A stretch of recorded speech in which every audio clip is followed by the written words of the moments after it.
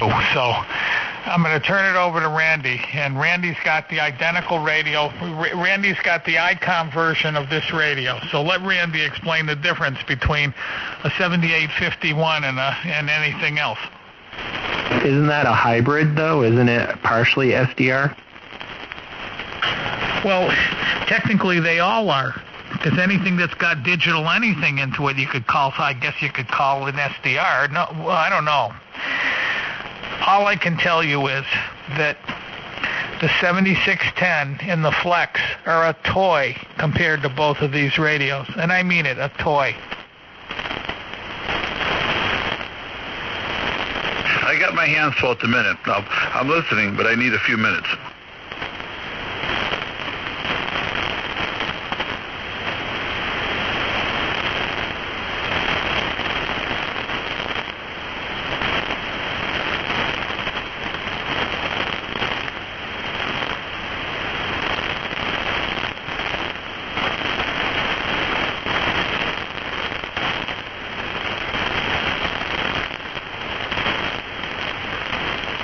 Well, don't stop and wait for me. Just keep going. Keep going. I got my mic off the boom here. I am making a slight adjustment. So go ahead, carry on. KB2's MVP. Well, you heard what Good we evening, were talking Toad about, people. didn't you? Whiskey Golf 2 Echo.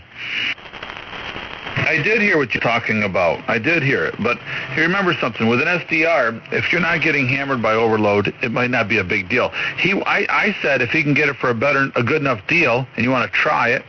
Then turn around, sell it, make some money on it. But I wouldn't trade my radio for anything that's out there right now that's currently offered.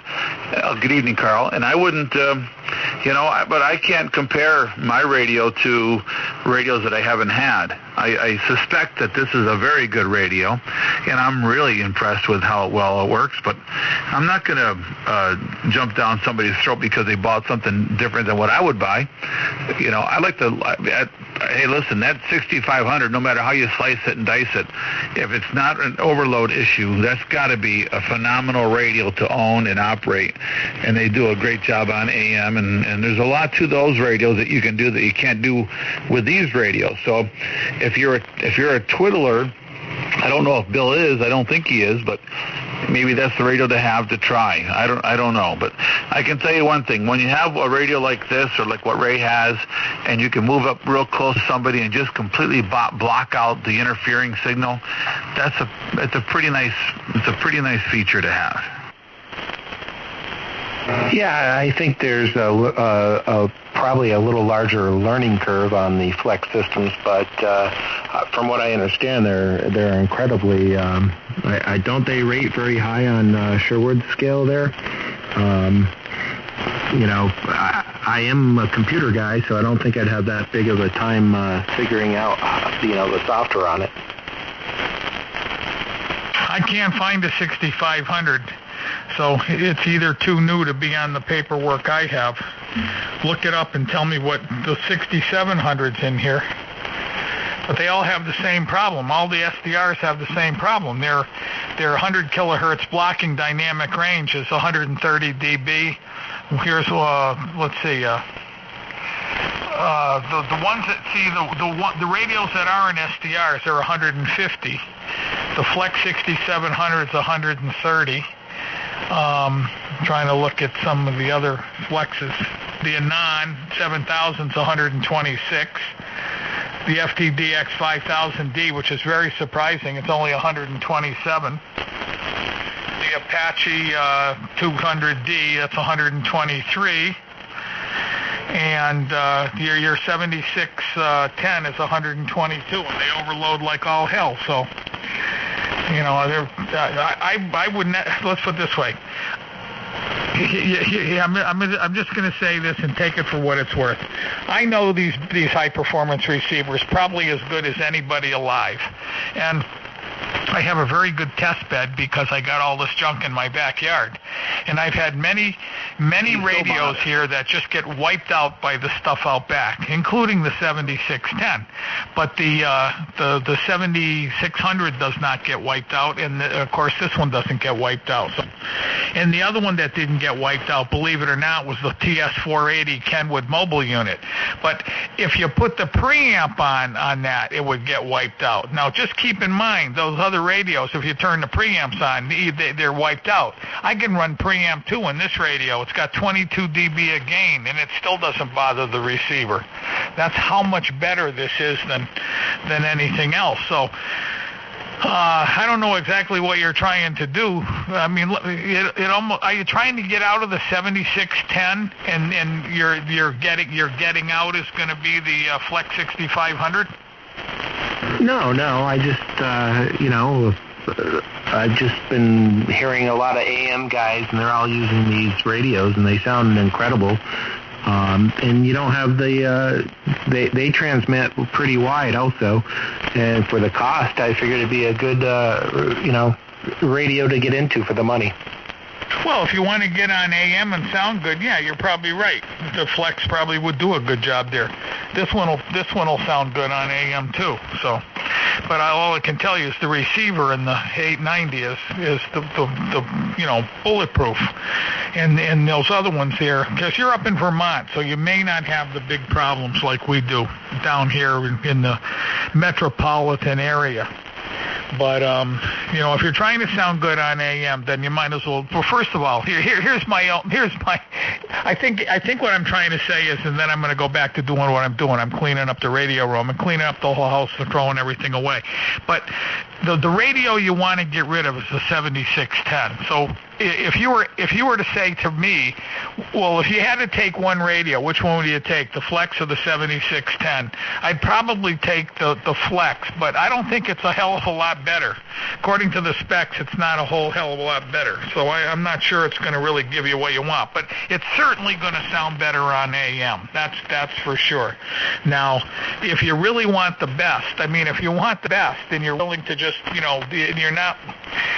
Oh, this is so complicated. There's some people that just keep on buying radio after radio after radio after radio, and Randy and I know one of these guys. He's had 30 different radios, and he's owned some of them 3 or 4 times. Well, he's just simply crazy. Okay, so if you're going to be one of those guys, there's no helping you. But if you really want to just buy a radio and stick with it and know you got the best radio there is, it's this 890 Kenwood, by far. There's nothing even close to it. The only radio that's close to it is the one Randy has, but you're not going to spend $12,000, so this one's the one to buy. And this one will do the same thing for basically one-third the money. Okay, I'm going back to Fit Cleaning, N1 DVL. No, like I said, though, they were talking about the 890 sounding, superb on AM. So, hey, Ray, congratulations on the house. What's the car situation? Did you get rid of the car yet? No, I have the car. It's here, and I've been working on it. Matter of fact, the other day I was driving along, and I put the directional on, and one goes click, click, click, click, click, and the other goes click, click, click, click. So it had a burned out light bulb. So I got up early this morning at probably 8:15 and went down to Napa, and they were closed. But thank God the guy was in there. He let me in, and he gave me the light bulbs. But I changed the light bulbs. I just do a few little things to it every day. But it's sitting here. I'm still toying with the idea of just buying it, giving my kid the money, and keeping the car. I don't know. It's such a nice car. I was going to say, once you get driving around in that thing, you're probably not going to want to sell it. Well, believe it or not, I just had some work done on my Impala. They put 2 tie rod ends in and aligned it properly, and I really like my Impala. I like my Impala better than that car. I really do. So it's not like I had to, if I didn't have my Impala, I would definitely buy it. But it's a very small car. It's really. I can get in and out of it, but it's not really comfortable to get in and out of. And it's a very small car. If you ever got hit in it, you'd probably get killed. So it's not really. I'm going to sell it. I made up my mind. It's a fun car to drive around and everything. It really is a lot of fun, but it is a convertible, and it's a summertime only type car. So I'm just going to get rid of it. But it's in magnificent condition. You'd have to see it to believe it. Okay, I'm going back. I gotta dump this stuff before dark. I'm filling up my barrel out here, my first barrel, N1 DBL.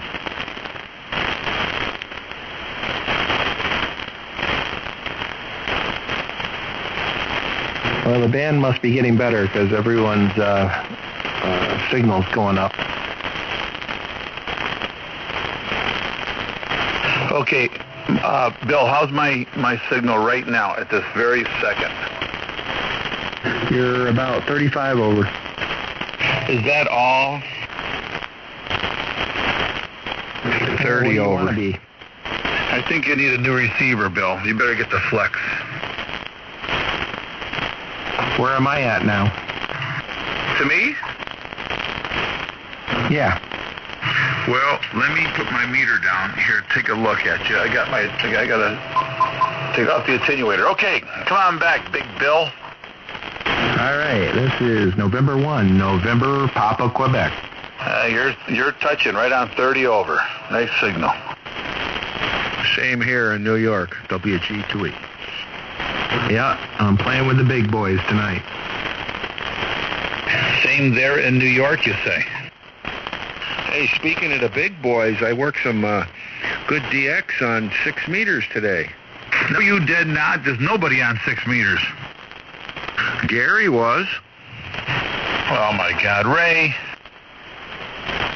We were just saying how the bands were open this afternoon. Ray told me nobody's on 6 meters anymore, and I believe him. Well, I worked Gary down in Binghamton, and it wasn't great signals either way, but I heard him in there, and we had a little chat. Ray, we're gonna have to get our antennas up. Forget it. You'd be wasting your time. You wouldn't want to. You just don't want to do it. Well, I already got one up, so I might as well use it.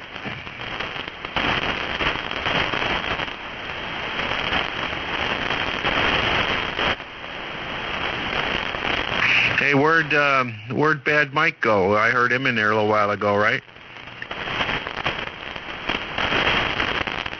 I'm here. How you doing? As my dad says, I'm here, but I'm not all there. Oh, none of us are all there. Well, I don't know. I heard a little snip of something this morning. I don't know, something that you got to tell the whole net about? No, come on, Carl. That's it. I'm in my Prius. I'm on my way over there. Come on over.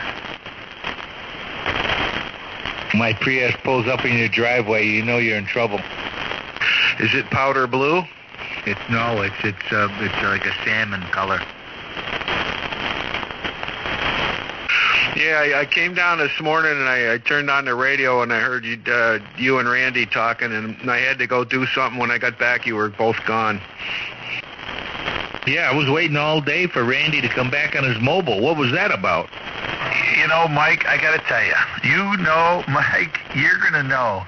Mike, I got to tell you. Let me tell you, Mike. I'm trying not to swear at this second. Mike, so this is what happened. So I take the old antenna off. I put the new antenna on. I solder in the connectors. I do boom, boom, boom. All the nice things that I always do. Hooked it all up. I run to the truck, turn on the key, hit the switch to tune the antenna. Click. No, nothing. Click. So you got to be kidding me. I bring it all back off the truck. I bring it down into the basement. I hook it up to my little power supply down there, and I test it, and I hear it tick, tick, tick, tick. This is the same thing that happened with the last new antenna. I had to take it all apart and work on the motor to get it to work. And I pulled the motor. So I pulled the motor out of the new antenna out of my old antenna for my new antenna, right? To get that to work. Well, I sent back the old antenna with a new motor so he could replace that to have it rebuilt, and I got it back. And it's the same motor that was in the last new antenna that still doesn't work. And I was like, I wanted to beat the thing over a tree stump. Oh my gosh. Wait a second. These aren't the high Q antennas we're talking, are they? Yeah, yes it is. Oh my! These things were bulletproof. No, talk about getting into your Prius and heading out to California. That's what I'd be doing right now. That is ridiculous. Yeah, so that didn't make me too happy. I'll take the antenna apart. When I was upset because, I was trying to get to John's house quick, and I had to get to work, and I had to do some stuff there. And so anyway, it put me an hour late to get to John's house, but we got the job done. And it's down in the basement now, and I'll pull it apart, and I'll fix that motor, make it work. But that is just unacceptable. I mean, I can't believe that. What do you think the helpless people would do? They're at the mercy of all these guys. If you weren't able to do like I can do stuff, or you can do stuff, Carl, if you would be swapping that, you'd be so upset. You spend $800 for an antenna and have it not work when you get it. Think about that, Well, I was just down at my brother-in-law's in North Carolina, and he just moved into one of those retirement communities. And so he's always talking, oh, this doesn't work and that doesn't work, and then the maintenance and blah, blah. So I can fix it. And I said, well, why don't you fix it yourself? He said, oh, no, all I got to do is a phone call. And you know what irks me is when you got to pay somebody or have somebody do a job that's half as good as you would do yourself. I don't like making phone calls to fix things anyway. I don't like having somebody come around I feel like less of a man that if I've got to have somebody else fix something, it really bothers me to call in somebody to fix something for me. Yeah, unless it's brand new and under warranty and it should have been right in the first place, then you're legit. I can't imagine what that conversation is going to be like with Charlie. I'm not going to say a word, so I'm just going to send him an email once I get it apart and I figure it out. And I'm going to copy the email that he told me that the antenna just had a screw too tight. So I'm going to, it is what it is. I'm not going to get too upset about it. I'm not going to get any more upset about it than I already am. I'm really worried about ordering these two antennas now. I got a nice little write-up here from the Icon people, from Matt there, and they said exactly what they did and part numbers and all that stuff. Oh, yeah, well, tell me, Carl, what happened? Hey, and while you're telling them what happened, talk about the preamp. I want to know what they did about that. Okay, well, let's see. It says discoloration of LCD, and it said replaced LCD DS1 front unit assembly, calibrated touchscreen. Verified that the digital to analog converter heat sinks were properly installed, because I did ask about that because they had said some of them, the heat sinks are falling off. And then it says preamp 1, main board intermittent, resoldered connection on RF unit board, replaced transistor Q3333 RF unit board. After service, check transceiver for proper operation. And they had two parts in here, the screen and that transistor, no cost, one each. What's the part number? Q as in Quebec, 3333? Roger. And that's on the RF unit board. That's what it says here. So what the whole thing costs. Can I ask you, how much better is the screen now than before? Well, I never initially had trouble with the screen until I had it, 3-4 months, and it started to get, I always used the black background. I didn't like that bluish one. And it started to get lighter colored on the right-hand side. And if you put it over to the screen calibration screen where it's all black, you could really see the difference. So the new one in here doesn't seem any different resolution-wise or anything, but the background is dead jet black. It looks really nice. Okay, that's what I wanted to hear. I have that same light bleed, is what I call it. It looks like the light is bleeding through the background. So, I think I'm going to send this in. Yeah, well, it cost me, I think it was $108 to ship it out there to Michigan and insurance. Mine's still jet black. And pre-order. Hello, Mark. Hello, Mark. Hey, Mark, I had pasta and broccoli tonight for dinner. You let the dogs out! Hey, I had broccoli too. I had I had steak and a cucumber. And one cucumber or a slice? Slices of cucumbers. Sometimes I'll eat just cucumbers for dinner. So I had Maureen sliced me up a cucumber and made me a porterhouse steak. Hey, Randy, take a cucumber and apple cider vinegar and a little bit of maple syrup in there, and it is delish. Oh, I'm in a tornado watch box area. You know, Tom, KC3TXB just sent me pictures of his hail that he's received tonight, and he thinks both of his vehicles are totaled, and the siding on his house is got holes in it because the hail was so powerful, it blew holes in his siding and totaled his cars. Oh, my gosh. What the heck's that? Tom, down there, KC3TXB. Must be the solar cycle. KXB. Yeah, KXB. Is he in Pennsylvania? Yeah, KC3KXB. Well, that tells me his call. That doesn't tell me his location. Well, you talk to him all the time, and he's in Pennsylvania. You ought to know by now, Mark. Come on. Conneautville. Well, everybody knows where. Cognacville. It's where all the cognac is made. You cognac? Well, that explains everything. Yeah, it looks like Pennsylvania, Maryland, and Washington are getting nailed right now. Did this ultralight? Well, looks like my brand new antenna's going to be brought down early. So it says tornado warnings until 3 a.m. for Tom. Wow, Tom. Well, we're supposed to get some lightning tonight, too. We're going to have to take our antennas offline. I had one rumble of thunder 40 minutes ago. Mark, wasn't your wife upstairs tooting? My wife does not live here. Your wife doesn't live there? Yes, she is estranged. I thought you knew that.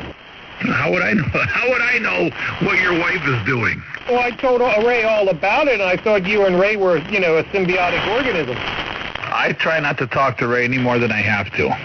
Oh, so the truth comes out. Well, so what's happening with your wife? Are you getting a divorce? Wait. You never told me one thing about your wife. Oh, my God, his memory is so bad. I know all about your wife. You never said one thing to me. You must be thinking about somebody else. No. Okay, I'm listening. Go ahead. That's right, Ray.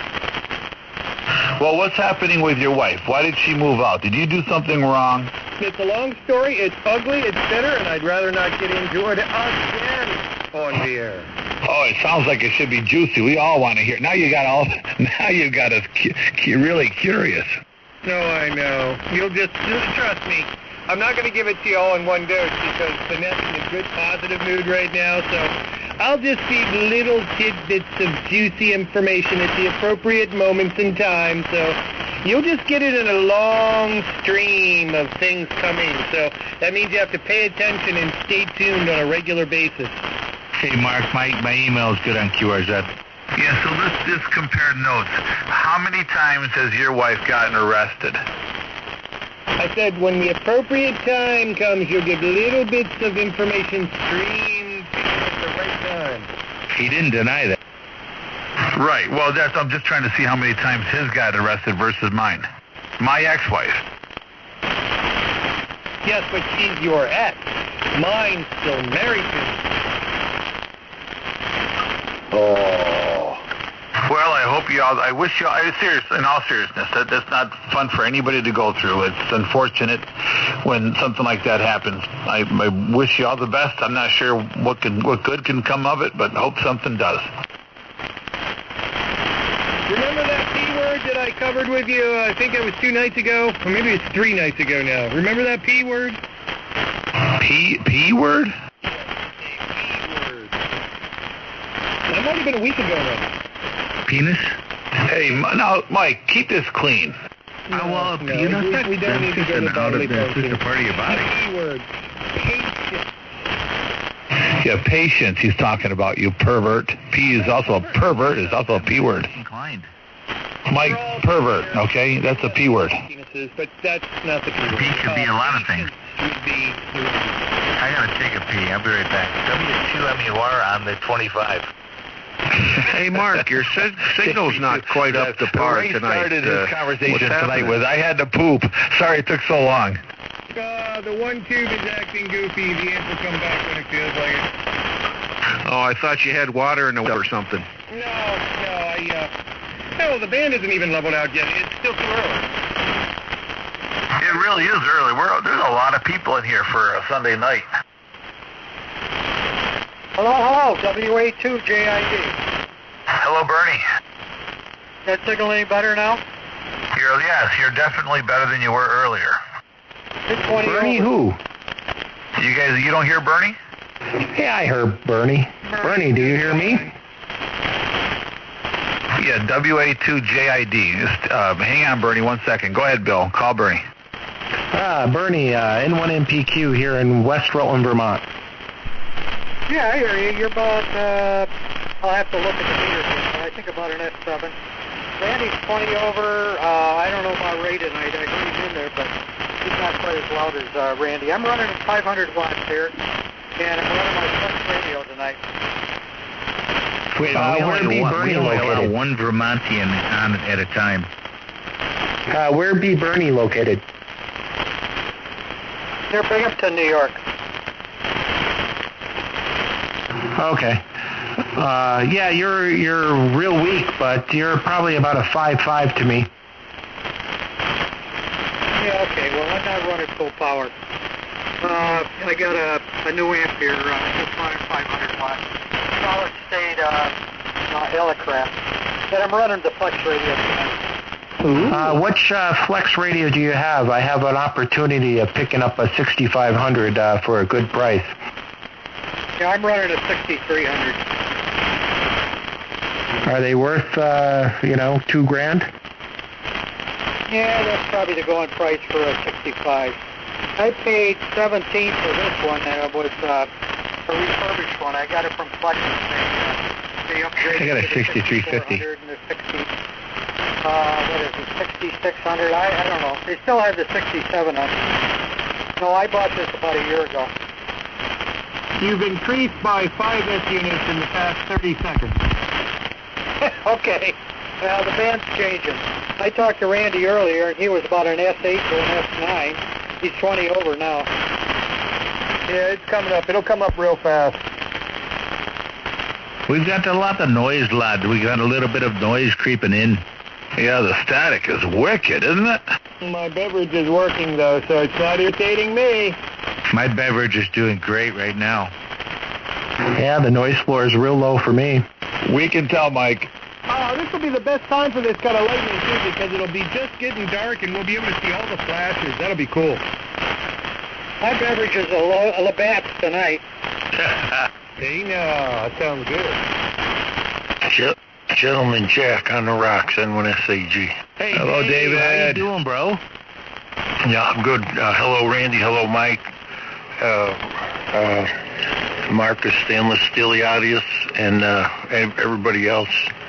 Bernie, he's got a good signal. He's between a 9 and a 20 over here. Everybody's up and down. N1SAG. Weekend at Bernie's. I'm feeling the burn here from New York, Bernie. Speaking of Bernie's, has anyone heard of Bernie from over in Glens Falls area, Bernie? Before we're done and put about 1,200, 1,500 watts. But I don't know if I'll get RF into this Flex or not. It's very susceptible to RF. Looks like it's running good with 500. Sounds good here. Yeah, you're doing good, Bernie. Hey, Dave. Is this any better, Randy and Yeah, stand by Ray you. and any of you guys? I'm running the same mic, and I've got the I'll take care of Bernie. got the profile set up a little bit differently. It's an 8-band equalizer. I think you got to bring the mids down and the bass up some, and you don't have the I don't know what it is, but you just same mic. I think that's the problem. Same mic. Where's your bass set right now? Hang on, let me look.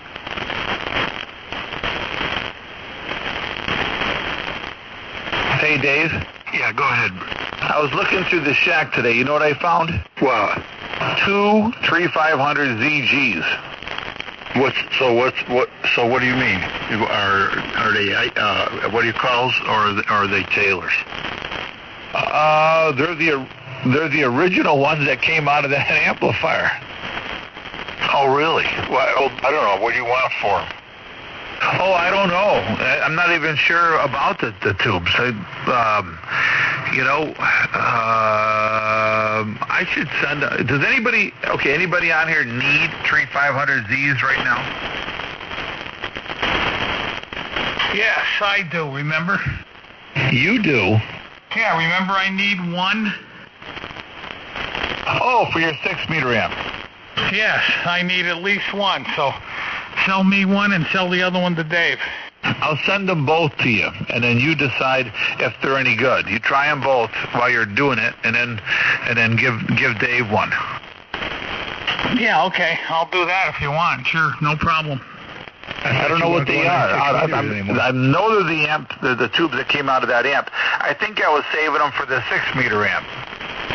Yeah, well, I'm a little leery about testing those, because if you get a bad 3500Z, you can blow the radio up, but you can usually probably tell. Well, I can just plug them into, the 6-meter amp and just run it and see if it looks like they'll be okay. Just run it up slow, Ray. I'll just take one and give the other one to Dave. So, that's fine with me. Either send one to me and one to if it's easier for you, just send one to me and one to Dave. If not, send both to me and I'll send one to Dave. Yeah, it'd be easier for me to send them both to you. You test them both, and send one to Dave if Dave needs one, or whatever. Yeah, no, that's okay. I'll just send one to Dave anyway, because I don't need two of them, so that'll be fine. Or I could just trade the 3500Z to Dave for the 3CX800. I think that'd be an even swap. Bring one. If you want, you can bring one to the Summit meet, and then we'll exchange at that point. That'll save you mailing. Well, didn't you hear my great idea? Over in New Hampshire? Yeah, I heard it. I didn't like it. Oh, okay. I thought you were ignoring me. Okay. Is anyone going to go to Nearfest over in New Hampshire? I'll bring them both to the Summit. That's what I'll do. I won't send them to anybody. I'll bring them both to the Summit. Good idea. I'm going to Farfest.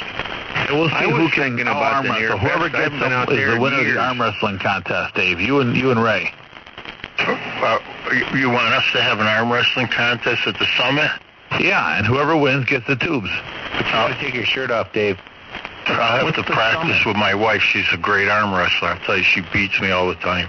No. Okay, you have to understand something. The winner between you two is the winner if either one of you can beat Maureen, because we call her Mo Guns for a reason. You got to arm wrestle her. My God, I told you, my wife beats me. Probably the reason why. Does she beat you? Who, Maureen? Yeah, does she get at arm wrestling? No. Well, no. She won't beat me there. And we won't talk about that on the air, Dave. No, I didn't want to get into the personal aspects of your relationships and anybody else's. So apologize for that. And when I say G, I'll stay on the side. Now, I heard a ridiculous question. Mike, did you hear it? You know what? Can you review that for us? Did anybody else hear the ridiculous question? I heard somebody say, "What's the Summit?" The Summit, man. Everybody's going to the Summit. Come on, go ahead, Bill. Admit that you said it. Maybe it was Bernie. It wasn't Bernie. It was Bill. Wasn't me. Okay, I have to go rearrange my beverage. Okay, come back when you get your glass full. It's when all the world's political radio leaders meet together up in New York to discuss high-minded things. That's right. Bernie, are you coming to the Summit? I doubt it. When is it? Where is it? It's in June 15th. June 15th in Kingston, New York. I can't do it. I can't get out of here. That's why I'm playing radio. I'm babysitting my life. I don't get out of here. I get 1 day off a week, and that's on Thursday. So I hear you got more bass and more audio, right? Yeah, I brought up 63 hertz, let me see, to 5, 125 hertz, I brought 7, and 250 hertz, I brought up to 8. Now, 500 hertz is still at 5, and 1 kilohertz is at 6. 2 kilohertz is at 6, and 4 kilohertz is at 4. The problem I think you have is that microphone element is bad because it's really muffled and just it sounds like it did before, but it does sound better than it did, but it sounds still bad. I think you need a new microphone. Well, that could be. Now I'm on the processor's on DX. Does that make any difference? It's too loud. You're overmodulated now.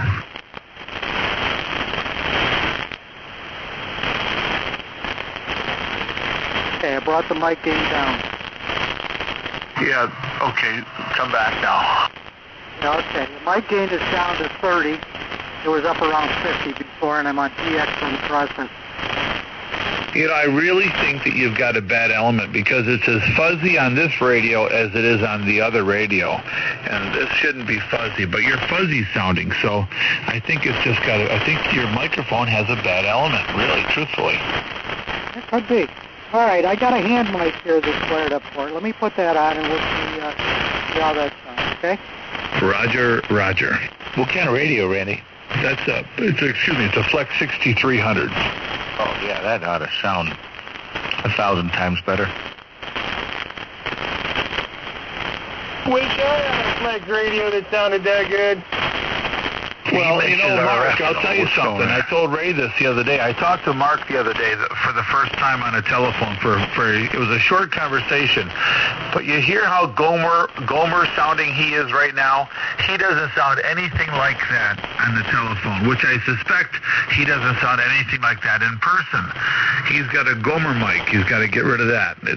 That's a Gomer radio that he's got. You mean I sound like Gomer Pye? Yeah, you do. That's a Gomer sound, and you don't sound like that in person, I'm sure. So that is in fact a bum radio. Shazam! Surprise! Surprise! Always. Anyway, KB2 ZBP at the 37. Yeah, 37. W2MUR at the 37. WG2E. You guys just want me to spend money. Hey, Randy, does it sound any better? You got to turn the audio way up. You're down to nothing.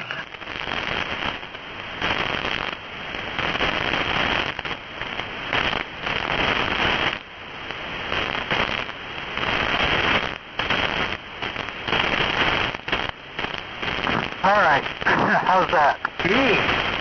That's worse.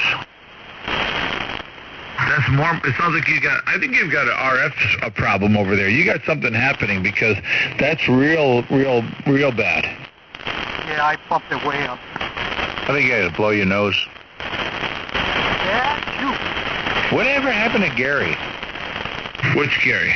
Gary, North Carolina. Oh, well, he's been kicked off the net. He was kicked off, huh? When did that happen? Oh, a year ago. Oh. He comes in once in a while. I wasn't here when that happened. I saw him advertising a 7610 remote, you know, a little remote when you don't want to move your, you know, the lazy remote that you get for that thing. I saw that for sale on QRZ. Oh, the RS8? Yes. The remote VFO. The remote, yeah. Okay, is this any better? Go ahead. Yeah, W82JID. Nope, it's all thumping and not good at all. Process is on, mic gains up around 30. No, it's horrible. That's worse. You've got a fundamental RF overload problem or something going on there, because you shouldn't sound the way you sound.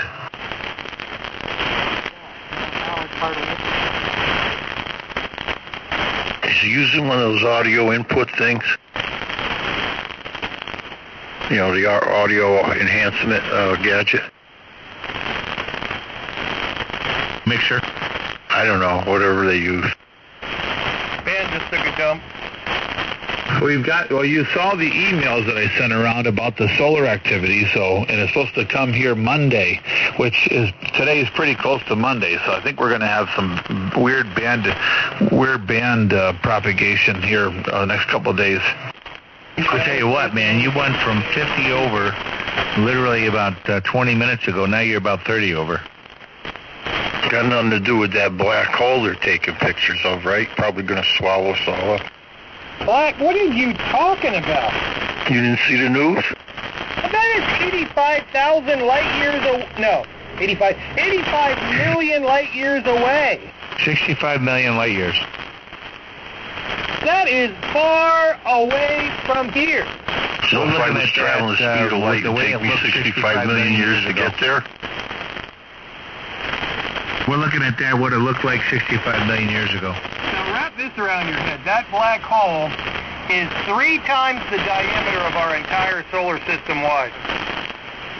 Yeah, but that's 65 million years ago. What's it look like now? Pretty much the same.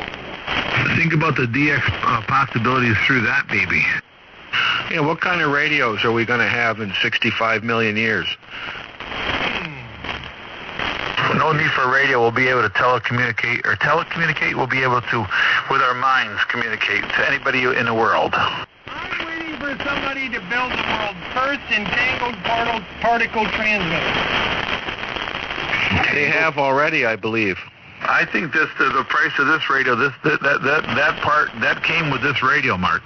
No, I don't think so. Yeah, that would be one way to communicate across the universe faster than the speed of light. So if Ray had that, he could go back and go into that black hole and come and actually take that girl at the bar in Hampton home. Oh, my God. Emily. So, here we go. You could go back into that black hole, and it would be totally different. You would have taken her home. You know, forever, it's going to be my fault that he didn't hook up with Emily. It's your fault, Randy. I thought you were his friend. He's jealous. He's jealous. He saw that I was going to finally find the love of my life, and he couldn't stand it. I know Maureen's been so upset with him since that moment. Yeah, she's really upset.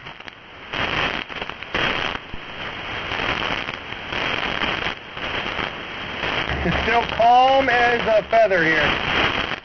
I've been texting with Tom. He's getting a lot of lightning down there, he said. And we've got a lot of lightning crashes here. You guys are probably all hearing that. Yeah. I got to check the lightning, how far it's away from me, because it's getting dark here. It's 47 degrees here, and it's really dark here. So I think, oh, wait a minute, sunset, never mind. The lightning map shows it all the way, a line of lightning all the way from Georgia up to western Pennsylvania. Yeah, look at western New York. It's in Buffalo right now. There's nothing good in Buffalo. Dunkirk is getting lots of lightning. Love Canal. Okay, this mic works in the other one?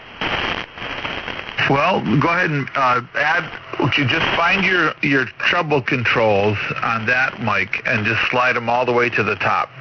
Yeah, well, it's got a switch on the back here, too. So I think that has something to do with it. That don't sound no good either. That's not a good. Yeah, go ahead and make a transmission, Bernie. I'm going to record it. Okay, this is tone 1 on the switch on the back of the thing mic. Tone 1. This is tone 2, so I guess that has something to do with it.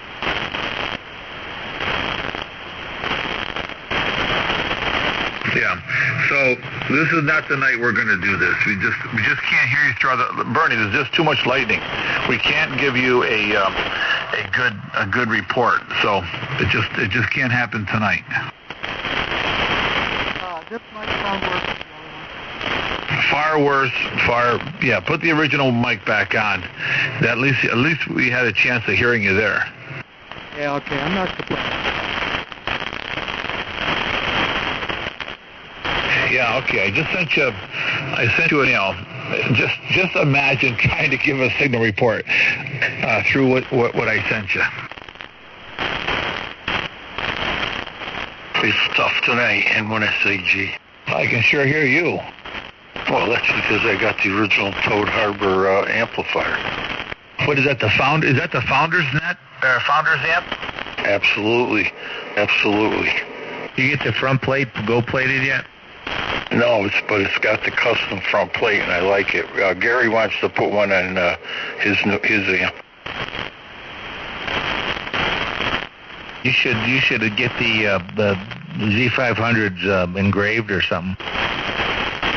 No, they're fine with it.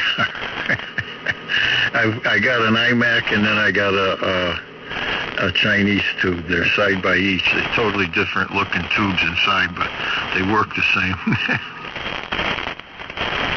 I got a mac and cheese. I got Taylor's. Yeah, his Gary's amp. Devin's old amp has Taylor's. I've got. You know what I got today? I got another 8877 from John. That actually is the one that I bought in the group. Ray, by the way, that was not a 3CX800 that was good. It was the 8877 that's good. The 800 was not good. What's in your DX77? 8877. Oh, cool. Now I've got 3 of them now. I've got 2 that I know are good, and next weekend I'll pop in the other one and try that one out. But here's a question. On the 3CX800 that's not good, is John in here? BYP, are you listening? That's the one he tested, and he said that on 432 it was low emissions, but that's on 432. Right, but that may work okay at 160. That's what I wanted to know. So don't get rid of that. I could. The thing is, like I say, I don't have that single tube amp anymore. The thing to do is throw that in that single tube amp and try it. That might work fine on 160 and 80. So when are you going to drop that third tube in, Randy? Okay. I got to rework the antenna because the tuner can't handle 7,500 watts. Get 2 tuners in parallel. I've got the super tuner on top of the Palstar, and I'm trying to figure out how to interconnect them. Yeah, you just need a combiner from Palstar. Combiner to the tuner. You know he's a great guy, Paul. He called me about that, right? Yes, that's awesome, man. If I had the money, I'd do that. Well, instead of buying 2 more antennas from Charlie, just get another amp. That's right. I could just get I could just put the LA1K in my car and get one of those Hustlers. No, seriously.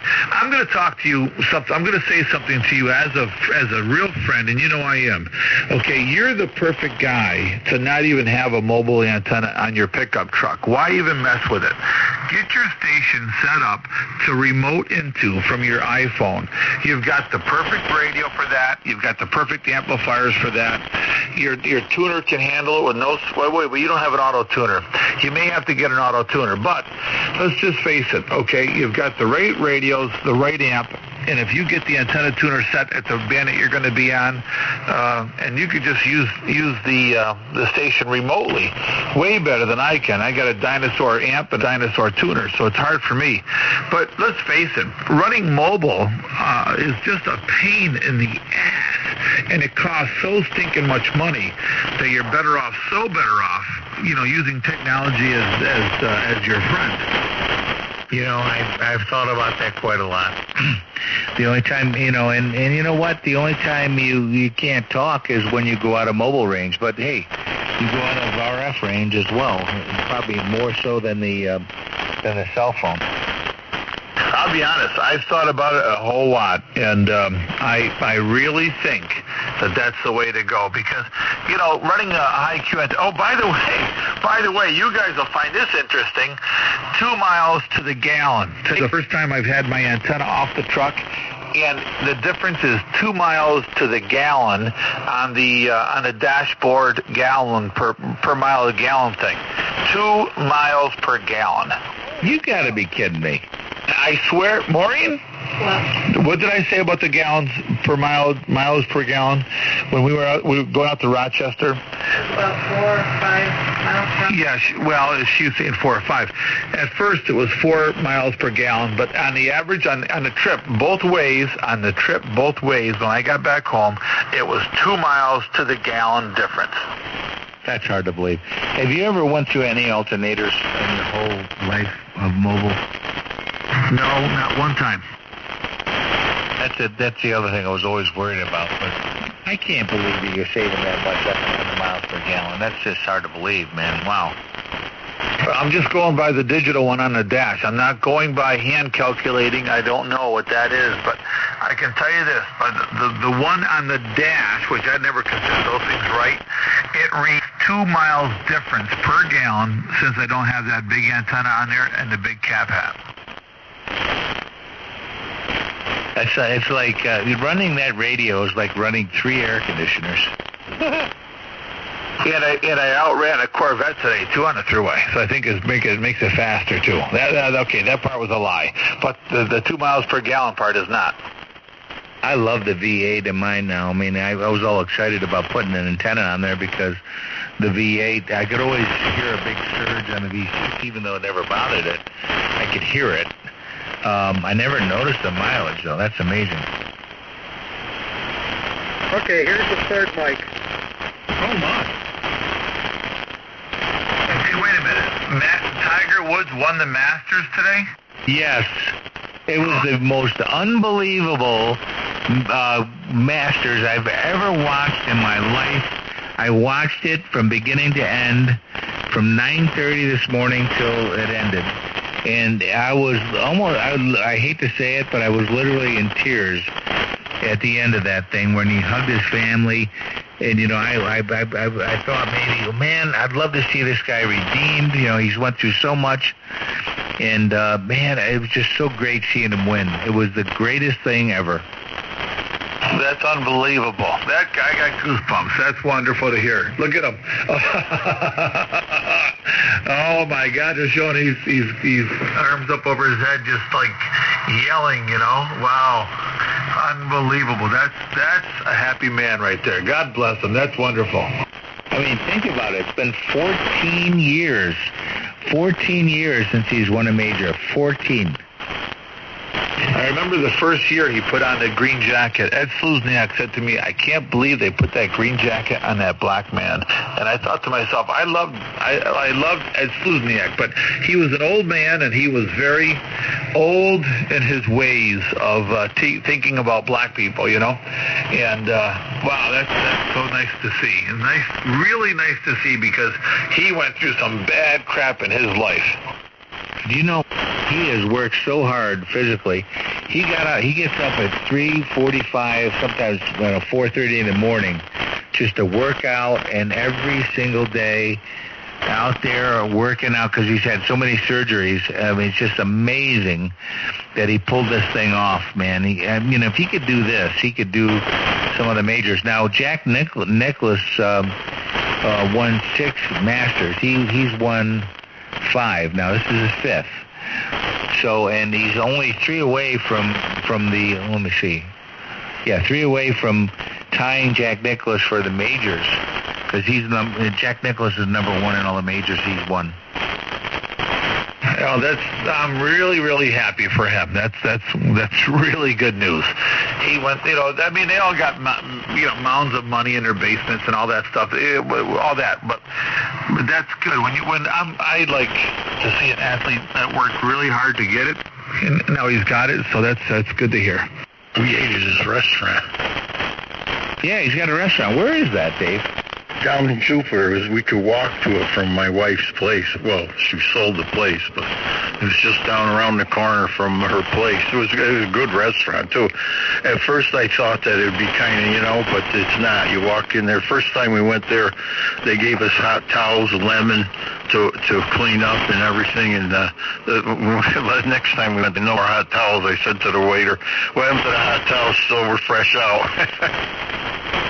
Now, does the Tiger get down to the restaurant once in a while? Or? I don't know, but he lives in Jupiter somewhere or in the area. I'm not exactly sure, but that's where he got in trouble with his Mercedes. Remember, it was right on the street out in front of where my wife's place was. He was bumping the curb or something. I don't know.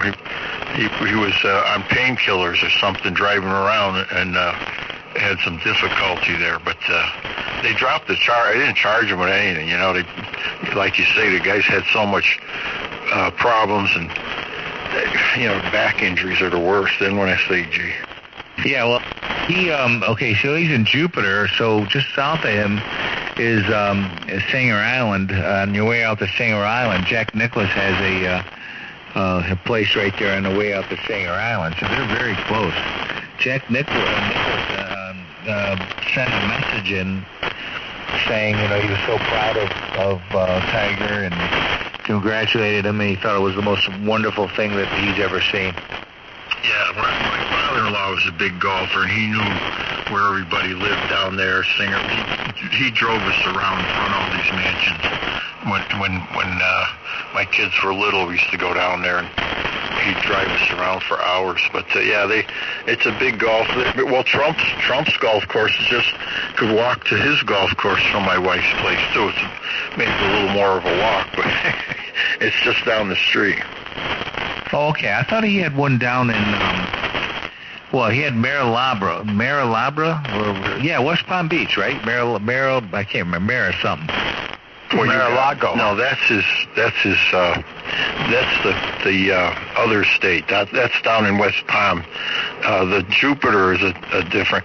I mean, the man has golf courses everywhere. He just had a grand opening about a year ago of a golf course in Scotland he built right on the ocean, on the ocean. So, I mean, but this one's in Jupiter, and it's set right on. It says Trump. I think Trump. I don't know. Trump International, whatever. Big.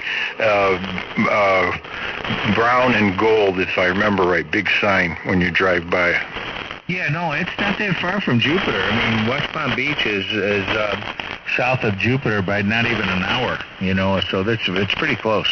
Yeah, well, we've been to Mar-a-Lago, too. We didn't go in, but we were there when he was there, and they had Secret Service guys with towers and machine guns and everything, And there's a restaurant just south of Mar-a-Lago. You go down, you cross the canal, and bear right in front of his first entrance when you cross the canal, and you go down that strip, and there's another restaurant with a golf course. I mean, and it's an old Florida type built. The bars and things down there and restaurants everyone's different, but they're all great. This one was really great, and the neighbor across the street took us down. It was one of her favorites.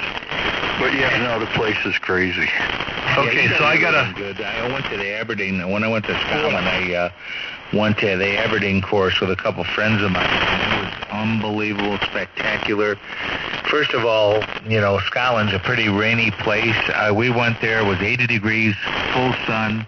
It was probably the nicest, and some people were saying this is the nicest day of the whole year. We went in September.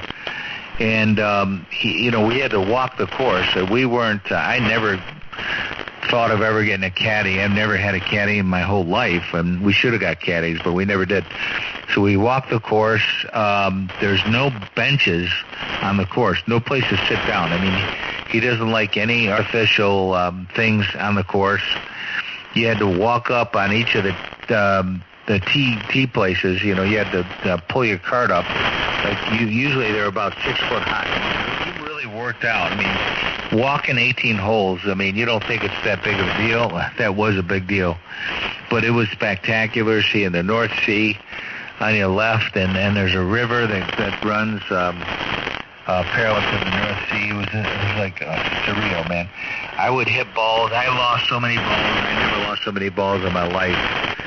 Getting into these big 6 foot bunkers, and I think I got so frustrated one time I threw the ball out with my hands. But I'd hit these greens and they'd roll off the end into the sawgrass. You'd think you had this like epic shot, and you'd never see your ball again after it rolled off into the grass. It was just gone.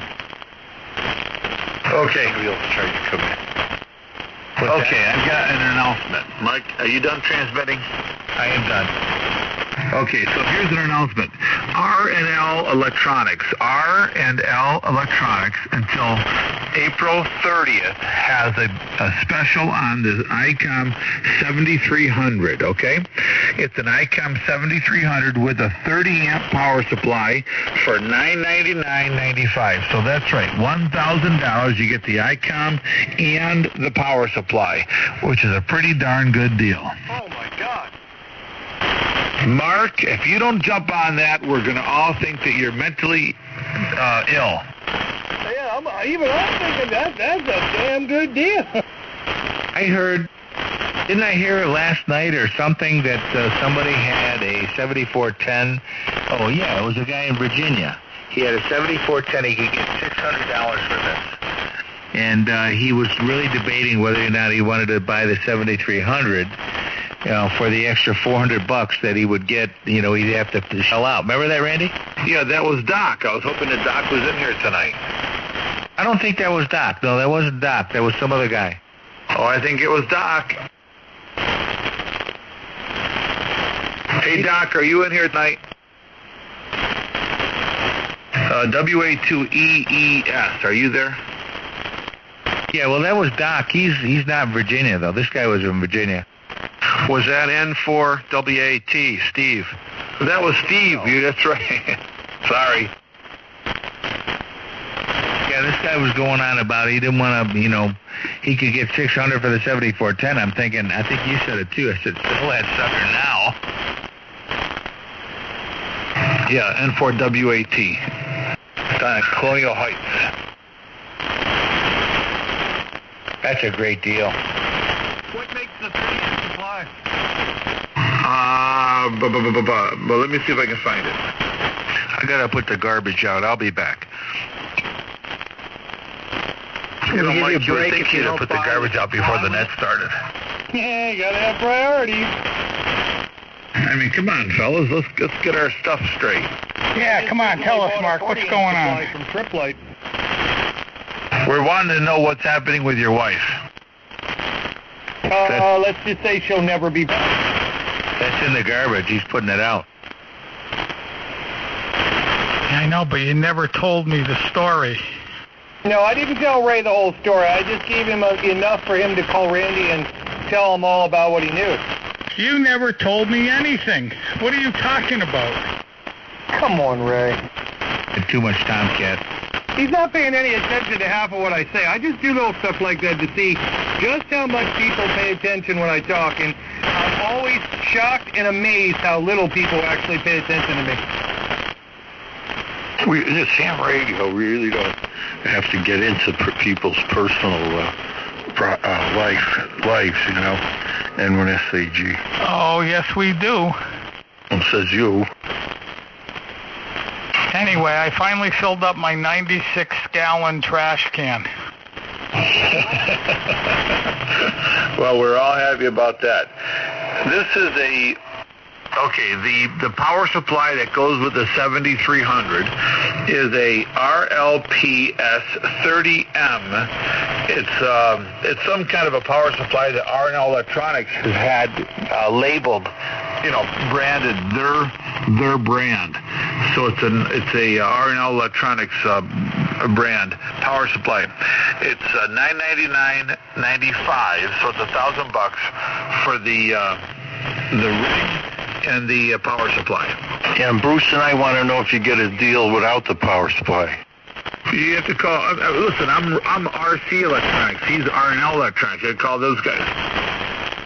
Is it switching or linear? Oh, it's going to be switching, of course. Okay. Is Bruce in here? Yeah, this is key down 1 milliwatt. There he is. Okay, because Ray was all over the place looking for you earlier tonight because you haven't. He wanted to reprimand you because you haven't been in here enough lately.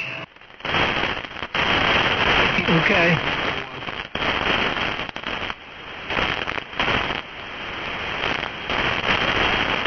You're putting too much time in on that archaic transmitter you got. Yeah, you're probably right. But I've got 2 other jobs I'm working too. So, and then I've got the yard work. Would you like to hear how my day went today, Ray? Sure, but the important thing is before you go anywhere, the only jobs that are important are the ones you're getting paid for. Yeah, that could be true. I get paid for I get paid for 3 of my jobs. The other 5 I have no pay. Well, then, what can I tell you? Who do you blame for that? Old age, I guess. I just had my, I don't even know, 64th birthday. That's scary. Anyway, I woke up this morning about 5:30 or so, reached over, grabbed my computer, turned it on, watched a very, very interesting YouTube video lecture that was inspiring, kept me thinking all day long. It was by Pierre Robitaille, who's a physicist who developed some of the early very, very powerful versions of the MRI machine and is credited for the clearest images. But he turned cosmologist after that, and he has worked out a model for the sun that debunks all of the current theories. It's not a gaseous body. It's not a nuclear fusion reaction. It's made of condensed matter, he says. But anyway, he went on and proceeded to debunk the Big Bang theory because the noise that they were detecting from the so-called universe was actually noise that came from the planet Earth itself. And he was just a fascinating, probably one of the most brilliant people on the planet. That was the start of my day. Then it went on to a whole bunch of other stuff, which I won't bore you with. KD1 Mountain Whiskey. I never heard of that guy with his theories. That's I didn't know there was the Earth's noise. Yeah, they're still feeding us that Big Bang theory stuff, Yeah, and they're still feeding you evolution too. Well, I had an interesting theological discussion with a Rastafarian the other day. He says when remember what was it? Cain killed Abel. Then Cain found a girlfriend. Well, there was only 4 of them on Earth, I thought. Adam, Eve, and the 2 brothers. One got killed, and then he moved somewhere and found a girl. Where'd she come from? Mars? Obviously, he's not a Bible reader or scholar. Adam and Eve had daughters as well as Cain and Abel. I never heard that. If you read the Bible, research into it, you find that out. You are very well read in the Bible. I'm sorry, I'm not very well read. Yeah, Cain took one of his sisters and went with him. Ooh, so kept it in the family. What Bible are you reading? Back in the day, there was, I'm not going to get into it here. It was acceptable?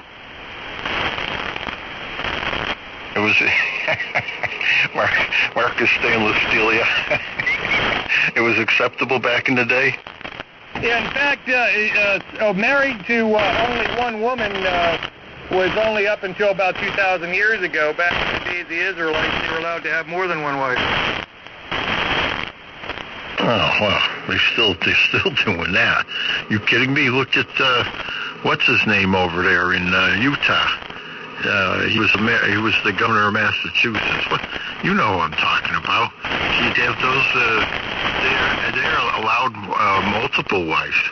No. If you want multiple wives, even in this country, all you have to do is grow a beard and claim to be a Muslim. That too, yeah. I think one wife is more than sufficient for most men. That's why God said that, one man and one woman. We made it more complicated. That's right. Why couldn't we listen in the first place, huh? Exactly.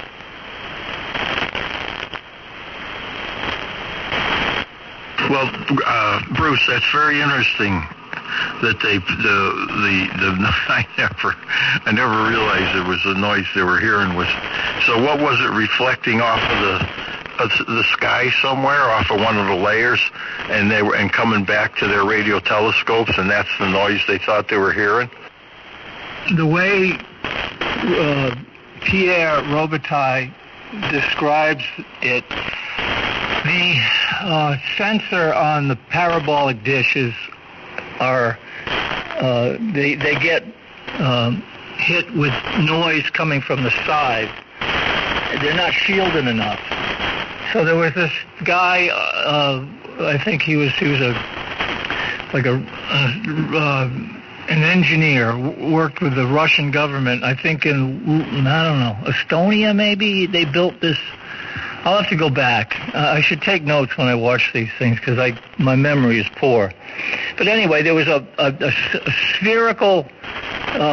It wasn't a parabolic dish. It was a spherical dish where the sensor was down inside this hemisphere, where it was shielded. And he went to look for the same signal that the so-called, I forget the name of the scientist that did recorded the galactic signals that they used to formulate the Big Bang. But they didn't have the proper shielding, and they were detecting, according to Robitaille and this other scientist, they were detecting noise that was coming into the sensor on their scoop horn that they were using. At 3-point-something gigahertz or whatever the frequency was. I forget that too, so don't quote me. But it was very interesting because the guy repeated the same experiment with his shielded sensor and no signal there. It was shown that it was, and he demonstrated how it was an Earth terrestrial signal that they were picking up. Hey, Bruce. Bruce, maybe they were hearing the root systems from the trees. Those roots are talking all night long. Seriously, man, that's amazing. That's just that whole thing of the electromagnetic field and what's going on with the root systems and all the communications that's going on all around us, and then the root systems of these trees. That's old technology, old theory, I think it's interesting that man thinks that they're so smart that they understand all this stuff. And the fact of the matter is, in 2,000 years, if the Earth is still here, those people are going to think that we were just barely above a caveman's IQ. That's right. They're going to think of amateur radio. Wow, 1.930? That's so primitive. I mean, we're doing subspace now. Now, Bruce, I wish I hadn't heard that because it just smashed my whole understanding of my being. So, is it true that I'm made of stardust? Well, you're made of what the sun puts out, because the sun evidently, is a source for all elemental matter. Every element known to man is produced in the sun. Right. They say when they have them supernovas and all that, and them stars blow up, the sun is the stars. So when them stars blow up, they make dust and particles, and that's what formed the whole universe, apparently. They're not smashing that theory, too, are we? Everything past iron is made by a supernova. Hey, Bruce, I read an article where our magnetic field is weakening by 5% every 10 years, and then in that same article, some people think it's even faster, and it could be to the point where it either flips polarity, or it just diminishes, so that we don't have the shielding we need from all the particles coming from the sun, and we could be really in trouble. One more reason to start wearing a tinfoil hat. I think you need more than a tinfoil hat to shield you. You'd have to come up with a magnetic field around your body. You just need something to keep the high band ultraviolet and the X-rays off you. Well, it's the cosmic rays that are penetrating without the shield, evidently, from what I've heard. And the cosmic rays, as they enter into the atmosphere, produce clouds. So we'll have a very cloudy future, and with high cancer rates, and maybe a flood, a cold flood. Well, wait a minute. The cosmic rays aren't so bad. We have one on the net. You mean the N1 DVL cosmic ray? So, Mike, lots of peeping froggies out tonight. Michael. Yes, so 2,000 years from now, somebody comes across my iPhone and they play the recordings of Ray, and they're going to say to the guys next to him, this must be what they used to play to the prisoners when they tried to get them to talk. They just keep playing this over and over again until they would talk. I know it worked for me. It was actually a intelligence torture technology they used. Water drip and then Ray drip.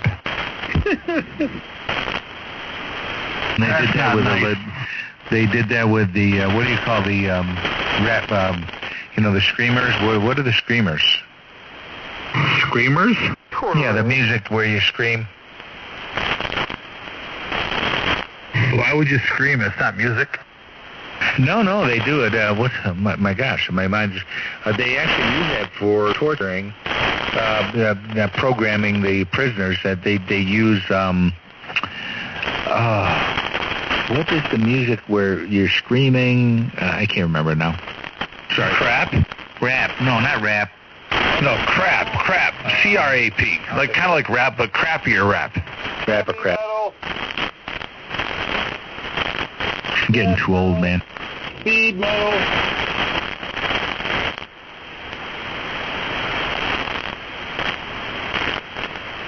WA2JID. You sound better now, Bernie. More power. What's that? Yeah, more power going. You can't have enough power tonight. This is Mother Nature's really doing a job on us. I wanted to see if I was getting RF in. I'm running about 1,200 watts. Sounds good here. It's way better now. Yeah, okay. We'll leave this amp hooked up for now. Hey, my fluorescent lights are flashing. Hey, now. That's a good sign. In there that you can detect. I can't hear any. Okay, well, that's not the problem. Well, I'm running about 1,200. I could go a little more. Basically, you got to give her all you got tonight, Scotty. Yeah, I would throw all them spheres right against the wall. Yeah, I got about an S9 static level here now. Well, as it continues to go longer and longer, we're going to get more and more from that line that's further south. Yeah, well, once we get into the summertime, we're going to be just hammered by this stuff every single night. So it's time to work on beverage antennas. Yeah, they out in Chicago, they're getting snow right now. Yeah, I hope it's not coming this way. Well, it's coming this way. It absolutely is. I told you that Tom,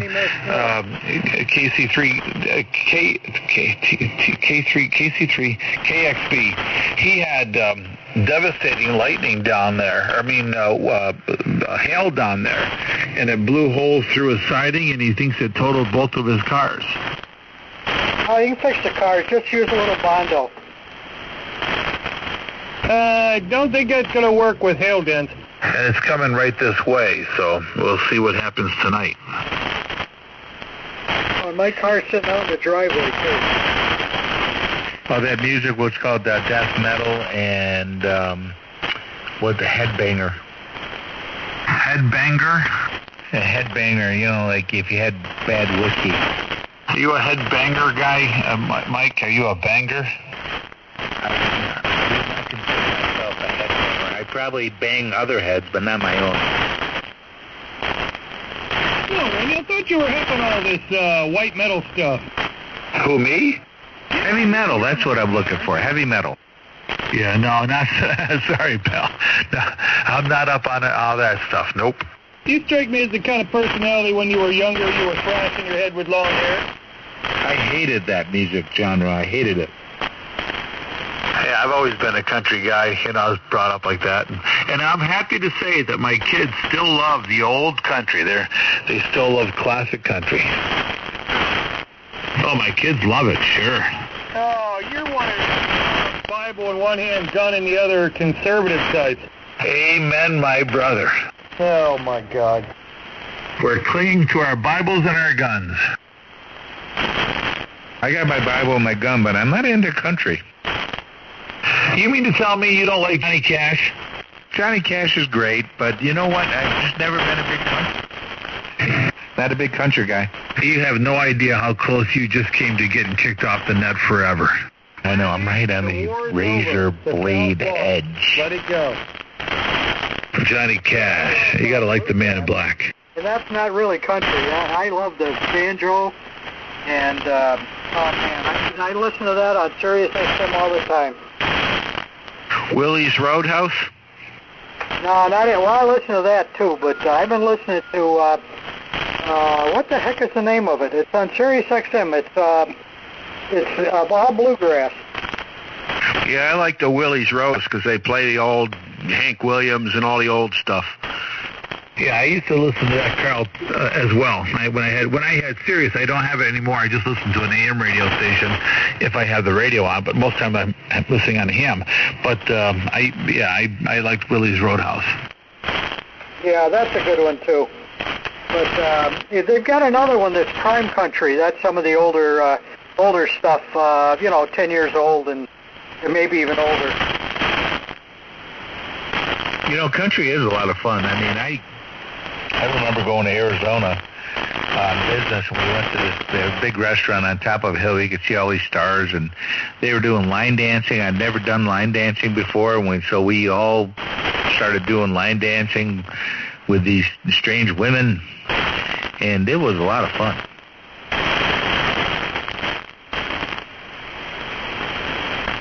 There you go, Ray. Go find some line dancing happening. I want Ray if you do some line dancing, let me know. I'm going to show up with a camera crew. She's a ham radio operator, too. I want to see Ray in his 10-gallon hat and his dingo boots out there line dancing. Oh, my gosh. Hey, we should do that for the summit. We'll have line dancing. Oh, my gosh, yeah, that'd be great. Or either that or do the what do you call the do-si-do, what do you call that? Square dancing. Square dancing? Square dancing. Oh, that's really corny stuff. Hey, Bruce, you got to call out the square dancing. Yeah, okay, I'll work on it. I bet you Jane would be good at that. You know, I could see her up there with a fiddle and stopping and calling out, you swing to the left, swing to the right, whatever, do-si-do. Swing to the right, swing to the left, pull her under, pull her over. Anyway, Promenade your partner. ZVP at the 24. W2MUR. WA2JID at the 24. WG2E. Well, the big signals are still coming through. I'm using my new tube tonight, Bernie. Your new tubes? My new tube, yeah. I got a new old tube in the amp. Yeah, okay. Well, you're not as loud as you used to be, but it's the band, I'm sure. Are you running full legal limit? I am. Yeah, absolutely, positively. You're still 40 over here. You were actually 20 over with my 27 dB of attenuation, but yeah, you're slightly over 40 over. Yeah, even with 12 dB of attenuation on I'm getting 20 over S9 static crashes. It's really, really something. Yeah, you're still above the static. You're 20, 25, even 30 over. Yeah, well, it's just the band. The band is how it is. You know, I sent out a couple of emails about the sun and all this storm or whatever is coming off the sun, and I think it's going to really affect the band tonight and tomorrow and probably Tuesday. So we'll see what happens. But the static crashes are like this all summer long. So just not much you can do about it. Run more power. Get the beverage thing straightened out. That's going to save my bacon. I'll tell you, my beverage straightened me out. The antenna, that is. Oh, all right. Up. I missed that, Dave. Okay, yeah, all right. Thank you for clarifying that, Mark. Well, when you got a Bible in one hand and a gun in the other, they're a little slow usually, so I expect that. Yeah, well, I got it now. I picked it up after a minute. So, but yeah, I got the beverage. I'm looking forward to a beverage antenna. I've got to start thinking about something, and I think as a group we've got to decide, or at least try different types of beverage antennas to find out which ones work well. I can't believe you're going to let that slide. You're not going to say anything about that. About his beverage? No, about what I just said. About being slow because I got a Bible and a gun? Yeah. I don't care what you think. What do I care what you think for? Holy, right away. I mean, I'm not going to come down to your level and address that. Okay, I was just checking to make sure. That was a test. This is a test. Mike, who does this guy think he is? This is the test of the ARRL radio headquarters. This is an audit of this frequency. I like people who are slightly unpredictable. All right, KB2's MVP. Be back in just a second. I've got to go down to the little room down the hall. What room is that? It's the little one. It's a little one, huh? I thought it was the big one. I just go out behind the barn. We're getting a little wind now. The turbine's kicked up. Just open the door of the shack. That's right, Bruce. You've got that liberty to do that. I wish I could do that. I can't reach the window. That's exactly what I do. Turn off the outside light and pee out the door. So, Bruce, what's the latest on... now, I've been in Israel, right? I was on vacation in Florida, saw my sister in Virginia, went to Israel, so I've been kind of out of it. What is the latest antenna you're experimenting with? Anything new? No, I'm just running the old dipole. That's it. Now, did you ever get your big windmill taken down yet, or is that still up? No, it's still up there. I don't know when the hell I'm ever going to do that, if ever. Might have to go up and undo the bolts and give it a tug. You got to get a lift to do that. I mean, it's going to be a $500 event at least. Yeah, probably more than that by the time they come out here. Well, you got to network a little bit, find somebody to help you out with that, and when they find a contractor friend, and when they have one of those, tell them, look, to keep it an extra day and bring it over to my house. I got a big job I need to do. You know what you get when you play country music backwards? What's that? You know what you get when you play country music backwards? What's that? You get your dog back, your house back, your wife back, your truck back, your...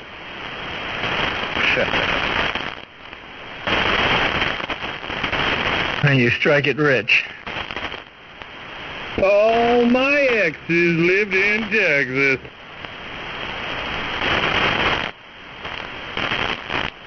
Sad. Very sad, Bruce. Yeah. They can get rich on something like that. I don't know. I've been thinking about, this LA1K. Randy brought up a good point. I've been thinking about buying 2 of these high-Q antennas, but I can't get any response from Charlie. And now Randy's got, some anomalies going on. Well, failures going on with his. I'm not so sure I want to do this now. No, they're about $800? Yeah, so I've actually contacted Charlie twice. $800, and I wanted to buy 2 antennas. They're $875 each, and a bunch of accessories. So it's about $2,000 worth of stuff. And then you got to go through my wire bonding, get my truck on the lift, get all the wire bonding done. I was going to make some today, but I didn't. I was too engrossed with the Masters today with Tiger Woods winning. I was going to make a bunch of bonding straps, but I'm thinking, maybe Randy's onto something. Maybe I should try bringing myself up to speed on the remoting in to my shack. So to do that, I would have to get a Palstar HF auto tune. Would be an auto tuner, and I can remote into that. I can remote in the 7610, and I put a camera in my shack so I can monitor the LA1K to make sure it's behaving. And it'd be good as gold. I can actually just, with 5G coming out now, 5G is super fast, and the quality of audio is going to be so much better even. It might be a good way to really look at this thing going forward in the mobile. And you're going to get, a divorce attorney thrown in for the purchase? Say again? You're going to get a divorce attorney thrown in with the purchase?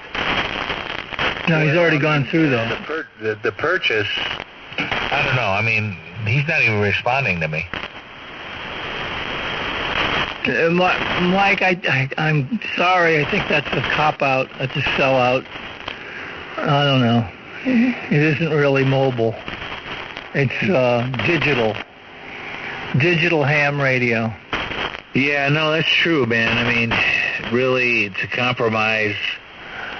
But, man, is it much simpler? I mean, first of all, what's the goal of amateur radio? To me, is to be able to hear everybody talking and be able to communicate with them. I'm still doing it over the air because I'm talking over the mobile, and that's over the air, right? It's over the towers, and it's almost like using a repeater to get into my, because you're using the internet, the mobile, the internet, and then you're talking over the air here on my base station, right?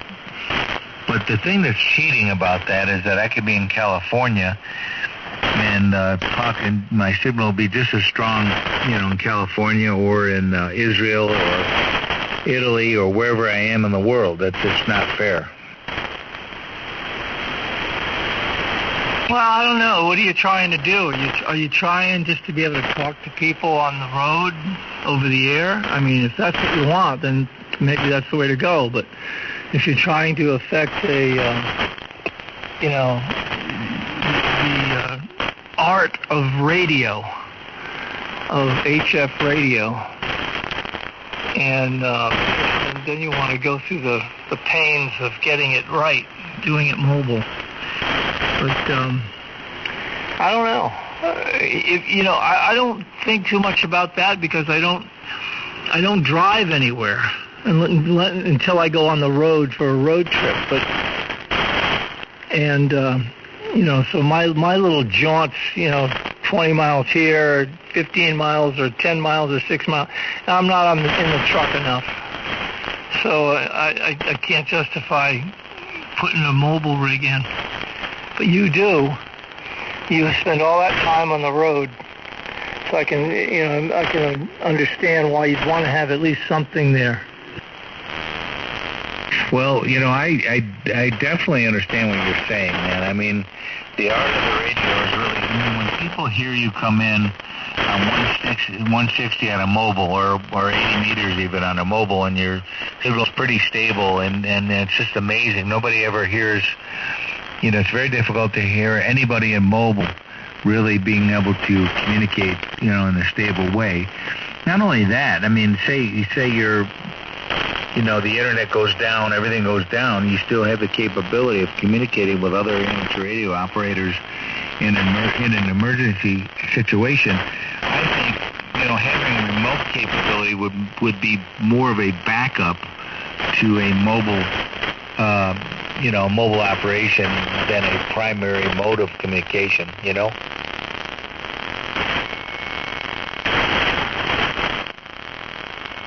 Yeah. So you're foregoing the public service side of ham radio by leaving your gear at home.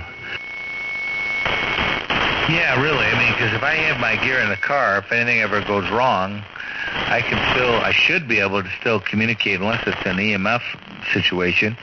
I should be able to still communicate with other amateur radio operators. In lieu of satellites being down, internet being down, phones being down, everything's down, I'm still able to communicate, and I think ultimately at the root of amateur radio, I think isn't that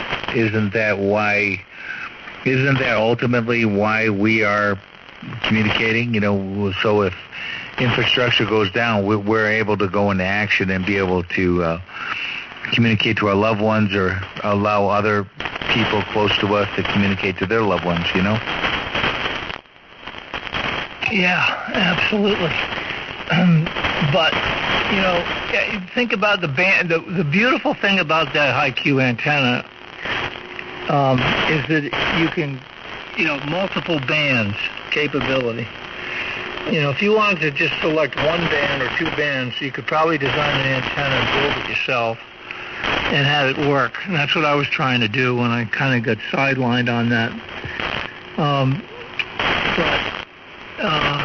The convenience of that high Q and the performance of it is just remarkable. Like you say, the downside, though, is that it is sensitive to the weather conditions in the winter. And evidently there are some other mechanical issues with it, too, occasionally. So it's all a big compromise. So if you get on one band, pick a band, build an antenna, put it on your car, and go.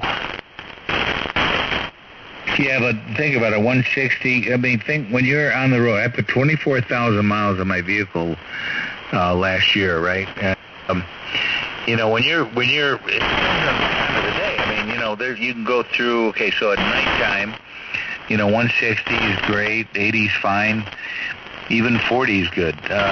But during the daytime, 80, it's 80, 40, and 20. And if 10 opens up, 15, 15, 10, or 7, the different higher bands open up.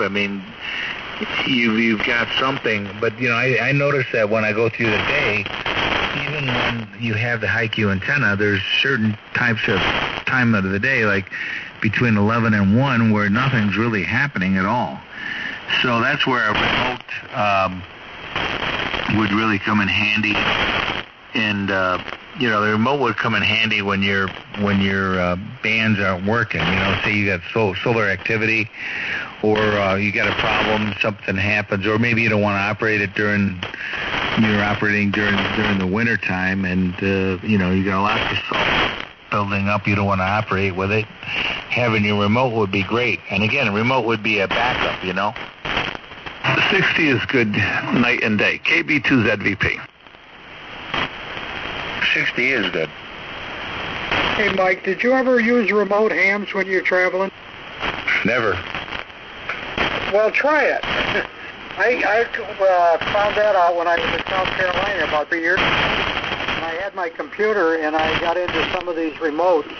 You have to download your license to them and everything. And I was running remote from a station down there in Florida, and it was really working great. Yeah, and and that's a whole other option. So yeah, there's a lot of options for remote. I mean, I would really like to into my station. I'd have to get, with the tuner, it's very difficult because you're going to be limited to one frequency. So if you got a manual tuner like I have, and like most of us have, you're only going to be a one frequency, not even one band. You're going to be one frequency. But if you get a Pelstar auto tuner, HF auto tuner, that has a remote capability. Now you're able to, with a 4-to-1 balun, be able to kind of go any frequency that you want, especially with an open line feed, and whether you got a full loop or you got a half wave. I mean, you're able to really work any frequency, any band. Can you switch antennas with that, Mike? Yes.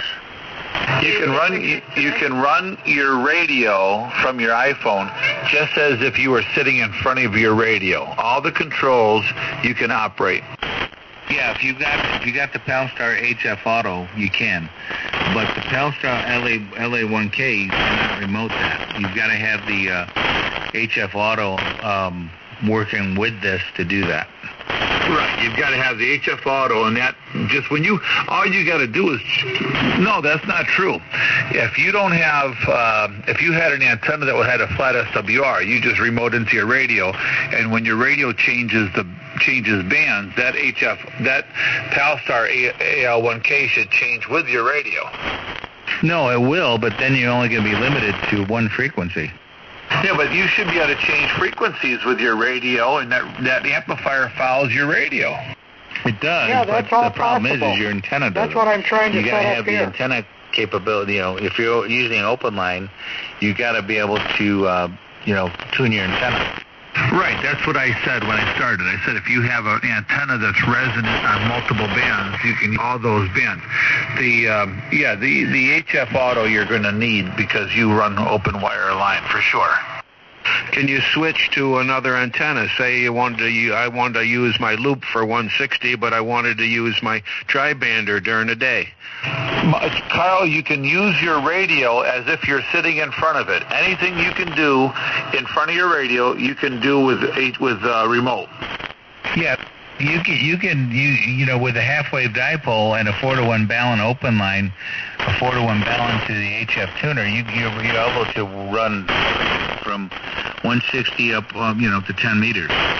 Yeah, but what I meant is it have multiple antenna connections. So I could use that antenna tuner to use a loop, or I could go to a different coax for a beam or another beam. You know what I mean? Yeah. Yeah, you can. Once you get the HF Auto, you can switch. I think there's three antennas that you can switch, and one would be your 4-to-1 to open line. Another one could be coax to vertical, and whatever. Okay. Well, I still gives me the creeps to leave the house with everything connected. I like using remote, I like being a HF mobile guy, but I can tell you something, with the expense and all the effort and all the work, for most people, running remotely would be a good way to go. And also, don't forget that you can also set up your station with a remote that disconnects the antenna. You can also set up a solenoid to shut off the antenna too, and that can go to ground. You can switch an antenna control, or you can shut the power off. Nowadays, with the Nest system and all that, you can shut the power off to a room. You can do all that. If you really really put some effort into it, you could control it just as if you were there. Yeah, absolutely. No doubt about that. I mean, I've got my Lutron control in the house already. I could just put some Lutron devices in my shack, and I could kill all the power to this shack. And I also have you could have a big solenoid that would take everything to ground on your antenna, or just disconnect your antenna, depending on how you want to do that.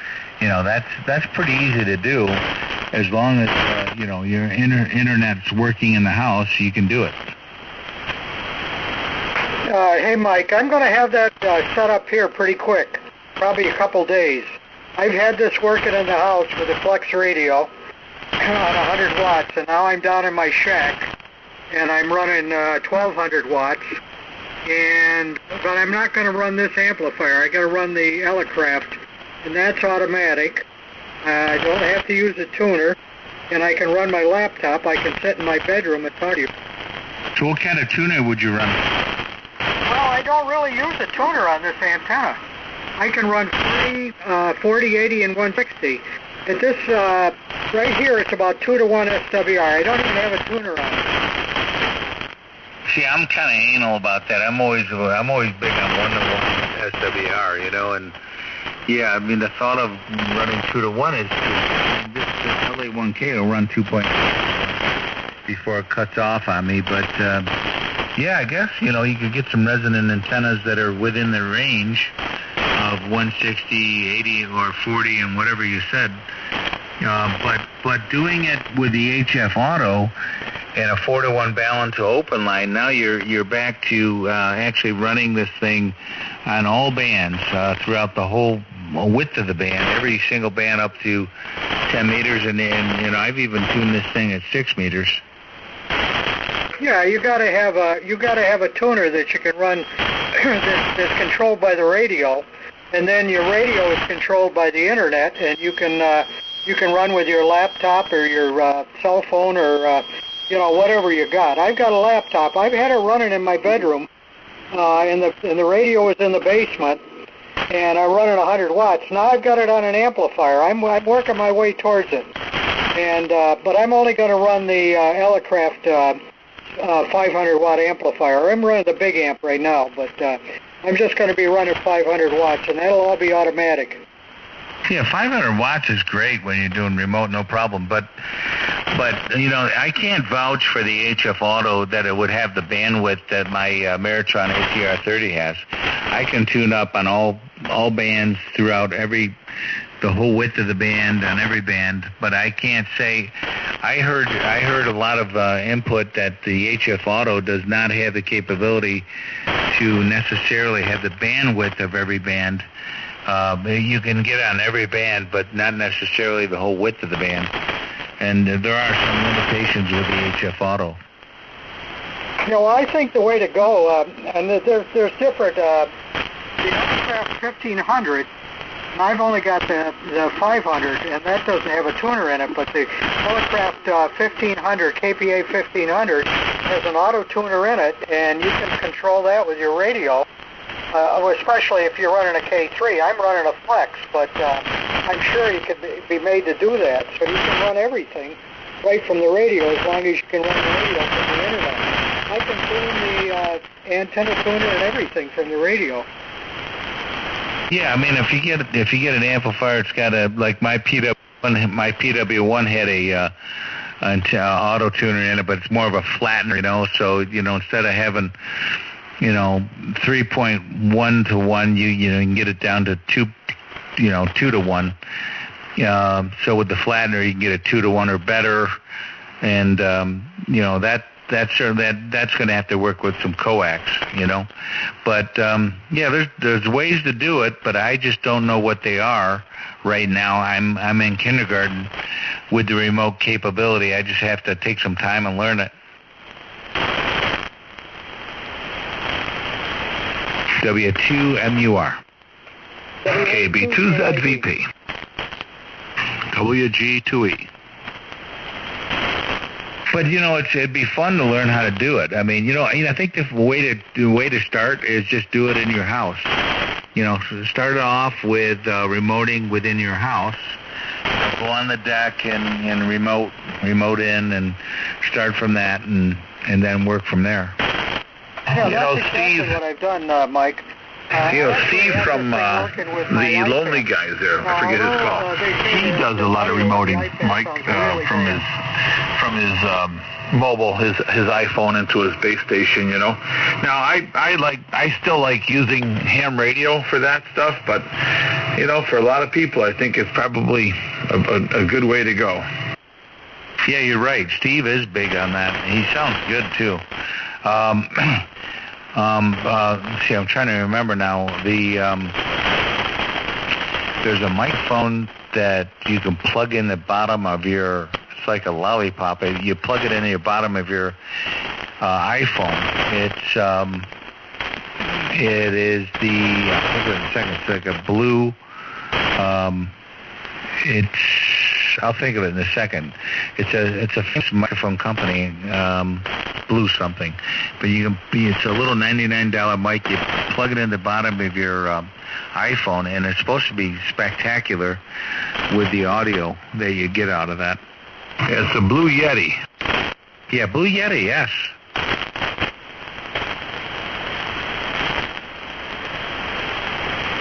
It's only $99. So anyway, that's one way to go. You know, I like doing it the way I do it, but today I was a little disgusted with Charlie and his stuff. Well, that's why I say, wouldn't it be nice to have that as a backup? Yeah, it would be nice to. It'd be nice to been able to use the radios, you know, for the few hours, 3 hours I was on the road today.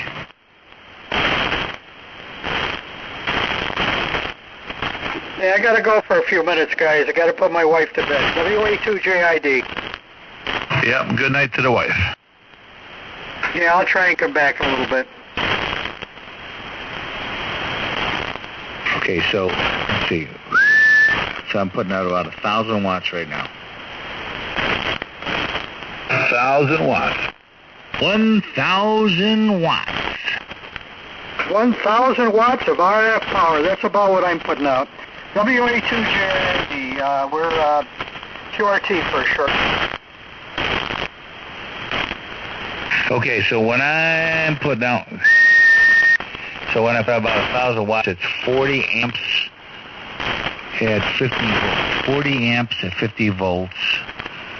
42 amps, the LA1K cuts out. I never had it cut out because of overcurrent. Well, what's that? That'll put out like 1,200 watts if you get crazy with it, right? Yes. Yeah, so, I mean, just buy the other amp tomorrow, get the free combiner, and you'll have 2 kilowatts, you'll have 1,500 watts with a little bit overhead, you'll be the king. That would be awesome.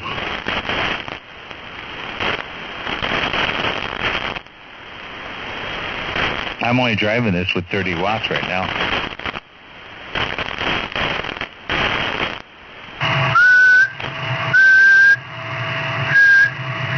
I don't know what I'm set at here, 75 watts, and that'll do a good solid 1,500.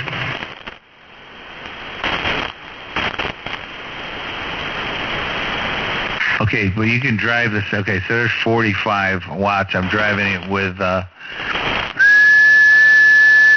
here's about 1150. Yeah, it doesn't make any difference. There's no sense of trying to kill the thing, you know?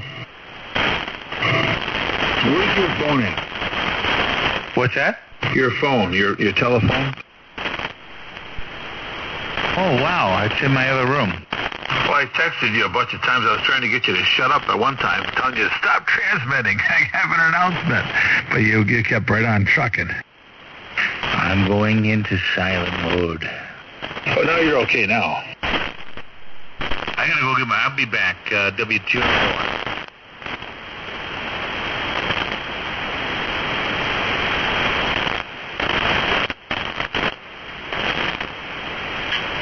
And 2 Echo Whiskey Mike. Who's the weak one? You know me. QRZ the sea beer? How am I, treetop tall? You're doing okay. You gotta be at least 20 over. Not bad for a beginner. Get Mickey on there, and I'll give you a good signal report. No, she's in the background laughing. Hey, Mickey. Hey. Hey, Randy, you're so fine.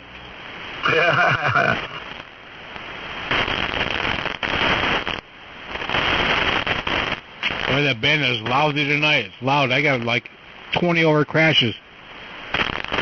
I have 12 dB of attenuation on, and I'm banging at 20 over S9 crashes here. The lightning is just to our west. So make sure tonight you unplug. And by the way, Tom down there, KC3KXB, had hail, and it tore through his siding on his house, and he thinks he totaled his cars out in the yard. So, and they got tornado warnings up till 3, and he's not that far from you. So just keep track of things. You know, it was raining out. It started raining after 2 o'clock this afternoon, and I'll tell you, it did look kind of sleety and haily, but no, we never turned white. So yeah, keep the cars in the garage. Boy, the shelter there. What do you call that? What is that building called? Mine? Yeah, the arch. Well, that's what Bruce calls it, the arch, but that's got to be loud with hail, huh? Oh, it can be, yeah, especially with the spray foam there. It's so dense, and boy, it really acoustifies it.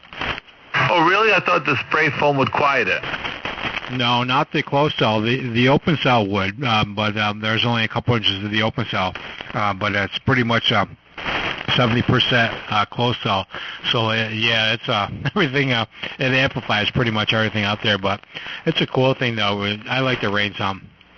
I do too. How many inches of insulation do you have? It varies between 3 and 7. So it's the R value is up and down though. You know. Right, got it.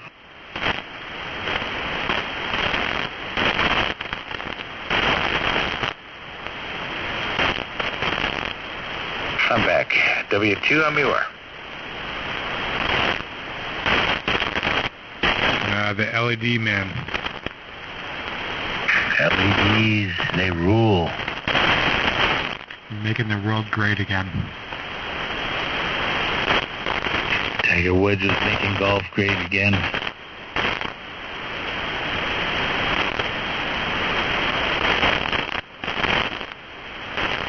That's what it says in the Star Chronicle.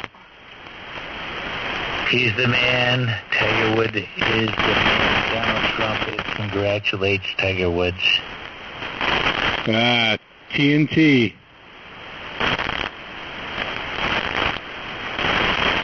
I can see it now on Rush. Tiger and Trump. TNT, baby. Rush will definitely be talking about this tomorrow.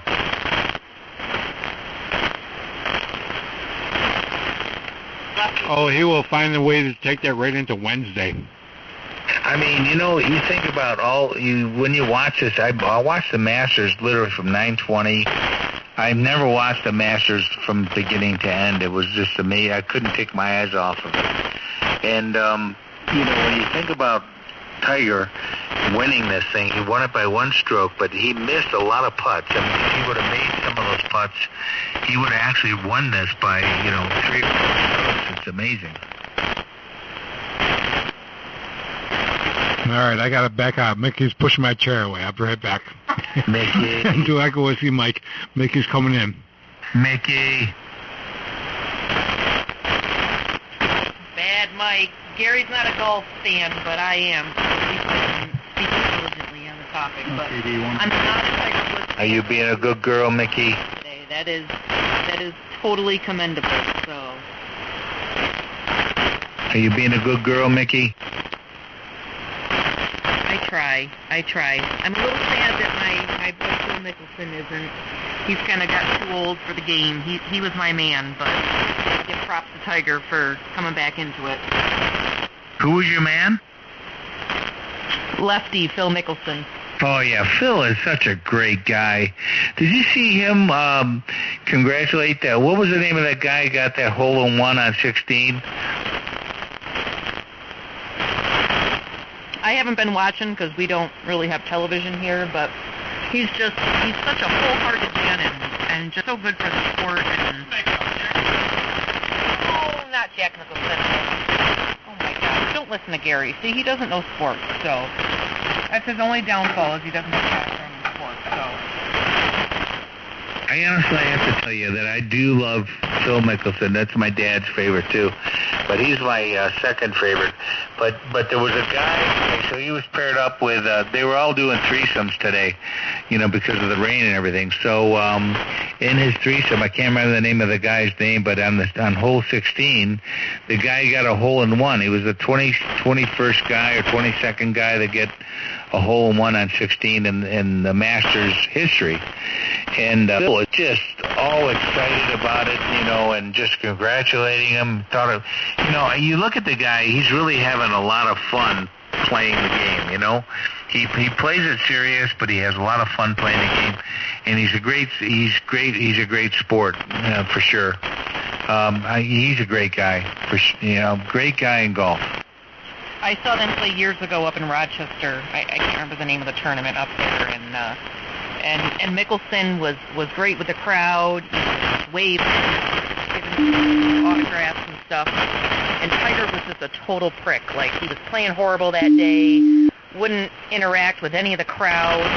He got out in the parking lot when we were leaving, and he just quick got into his limo and blasted away. It's when he was dating that the skiing blonde there, the one that was skiing champion, and he was just not friendly at all, and it left a really bad taste in my mouth.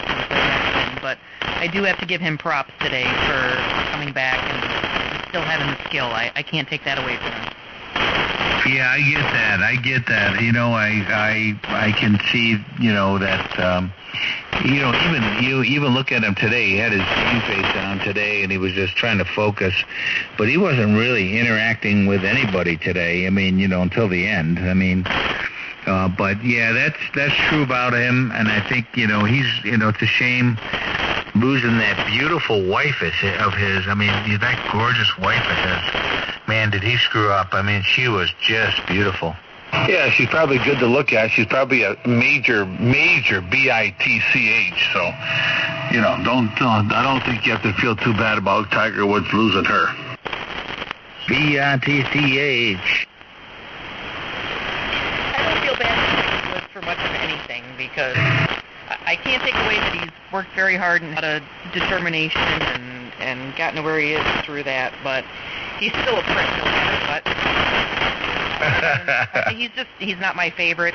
There's other guys in the sport that I think represent better than him, but I do have to give him props today for working back and still having it. So.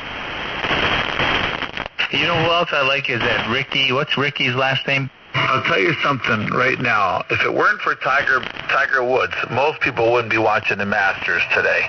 He brought a new excitement to the game of golf, and he got it really into people's living rooms and all that. So, and you don't know what he's gone through. Yeah, it seems like he's got lots of money, and he's probably got a great life and all that stuff, but we don't know what happens in his world, like he doesn't know what happens in our world. And so I don't judge. I just think it's terrific to see a guy go from the top who got knocked down to the bottom. He didn't fall into a bottle or start doing drugs, which he absolutely could have, like a lot of people would have. He fought through surgeries and different kinds of things like that, and he became, he got back to the top. So you can't take that from that man. Yeah, it's a redemption story.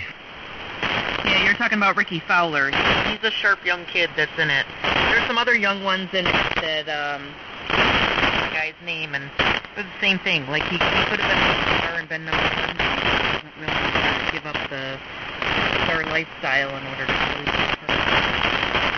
be number one. Do you play golf, Mickey?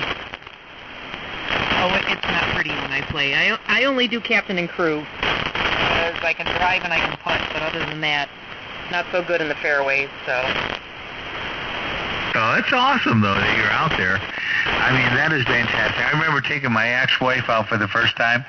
So she's sitting there at the tee off, and she's teeing off when all my kids are there. So she gets the first time she gets ready to hit it, she gets stung by a bee. That was her first experience teeing off. You know, who's great at golf is Jack's wife, Beth. Am I right with that? Is she the golf? No, I'm thinking of Ralph's wife. Oh, Tina. Yeah, Tina from Rochester. I'm sorry. I got goofed up. I got thinking about a different couple. Do I know her? No. My friend Ralph from Rochester and his wife, she's a very high-level female player.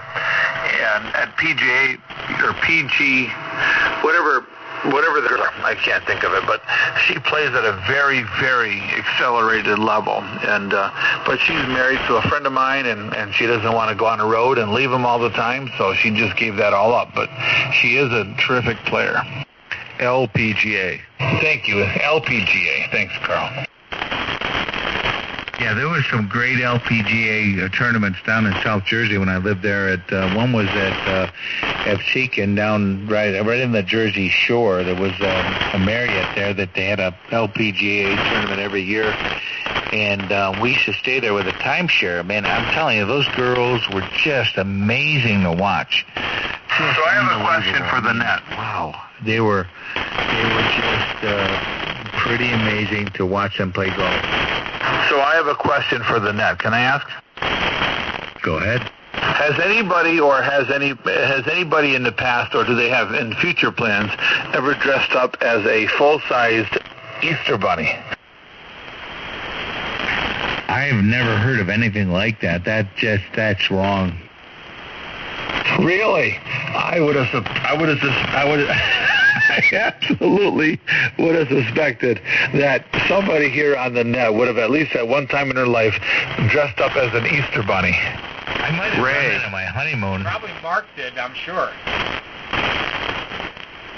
I think my wife might have done that on her honeymoon. My ex-wife. Okay. Just curious if anybody had anything to say.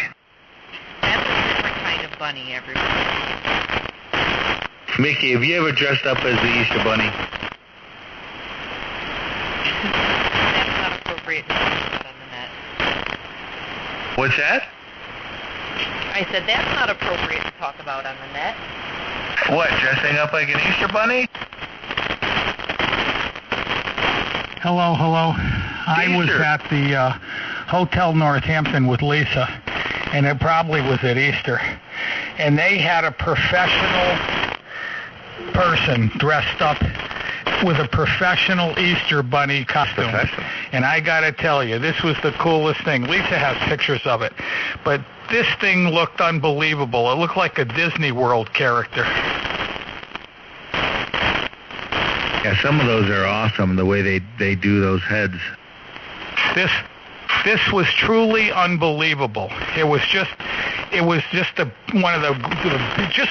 like a costume you'd see down at Disney World, at Disneyland.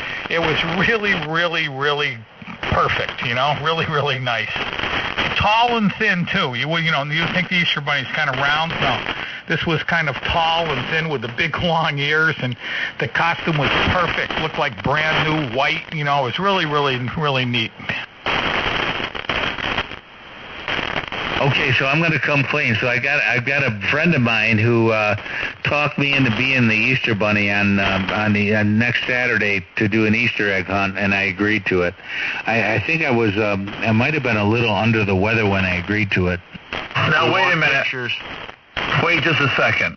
I was told today from my friend Mike that if I said anything about him being the Easter Bunny on the net, he and I were no longer friends, and I would never, ever do anything like that.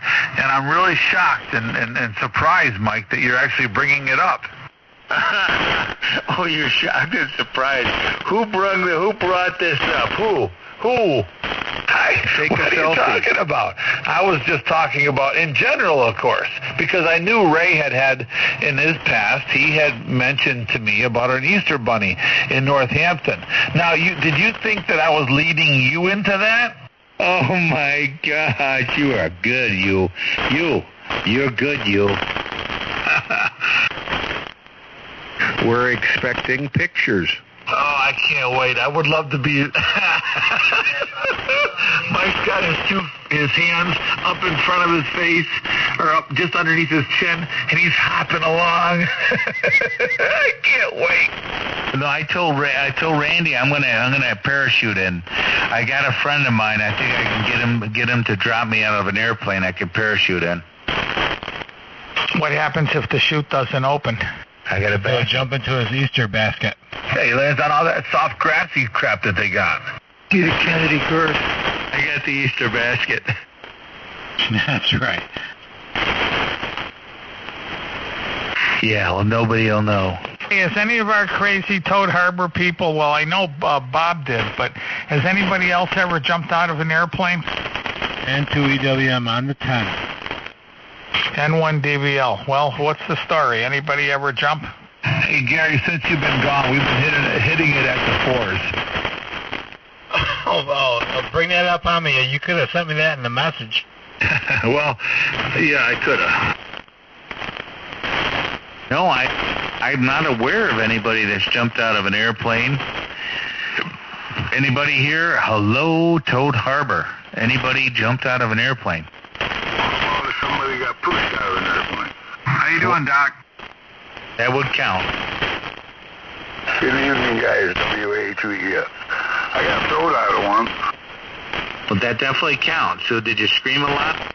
I certainly did, and I called that SOB that pushed me out of there everything but good. So did somebody ride down on your back, or you by yourself? Oh, no, I was in the military. Do you have the chute deploy automatically? Yeah, no, they hooked me up and took me over and let me look out the door, and then he told me to jump, and I turned around and said something vulgar, and out I went. So why would you jump out of a perfectly good airplane, right? You ain't kidding. He was pushed. I went to a circus when I was stationed in Fort Dix, New Jersey in 1969. And we went to this circus and we rode these rides. And you know, they had a merry-go-round that went around so fast it was incredible. And then they had these parachute things you strap into, and it picked you way up in the air and then let you fall down. And that was pretty cool. But when we got to base, they ordered everybody that had rode that parachute thing to line up, and then the next day we got in this airplane, you see. I was at Fort Bragg. I was in Pope Air Force Base, North Carolina. Fort Bragg surrounded us. And we worked on some navigation systems called NavTech,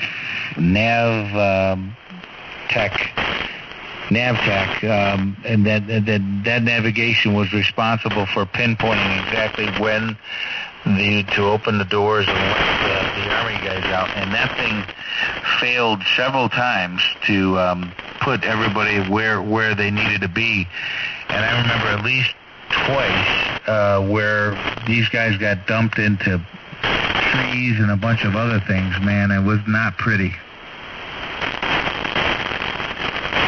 I didn't find it enjoyable at all, not any of it. I hit the ground pretty hard too, but I'll tell you one thing, man, I grabbed a hold of that shoe as fast as I could move. Yeah, I mean, just landing. I mean, you can break some stuff just landing. Yeah, those old military chutes back in those days, they weren't anywhere near what they are today. Imagine all these guys on D-Day, landing into the behind enemy lines and chutes. I mean, that was got to be the scariest thing ever. Yeah, I ain't that old.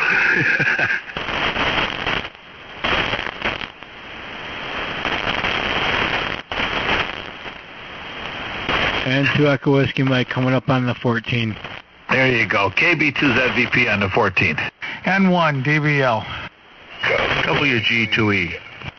So, Ray, You are on 14 minutes, 30 seconds. yeah, so Ray, this is Doc. I don't think you've met Doc yet. WA2EES.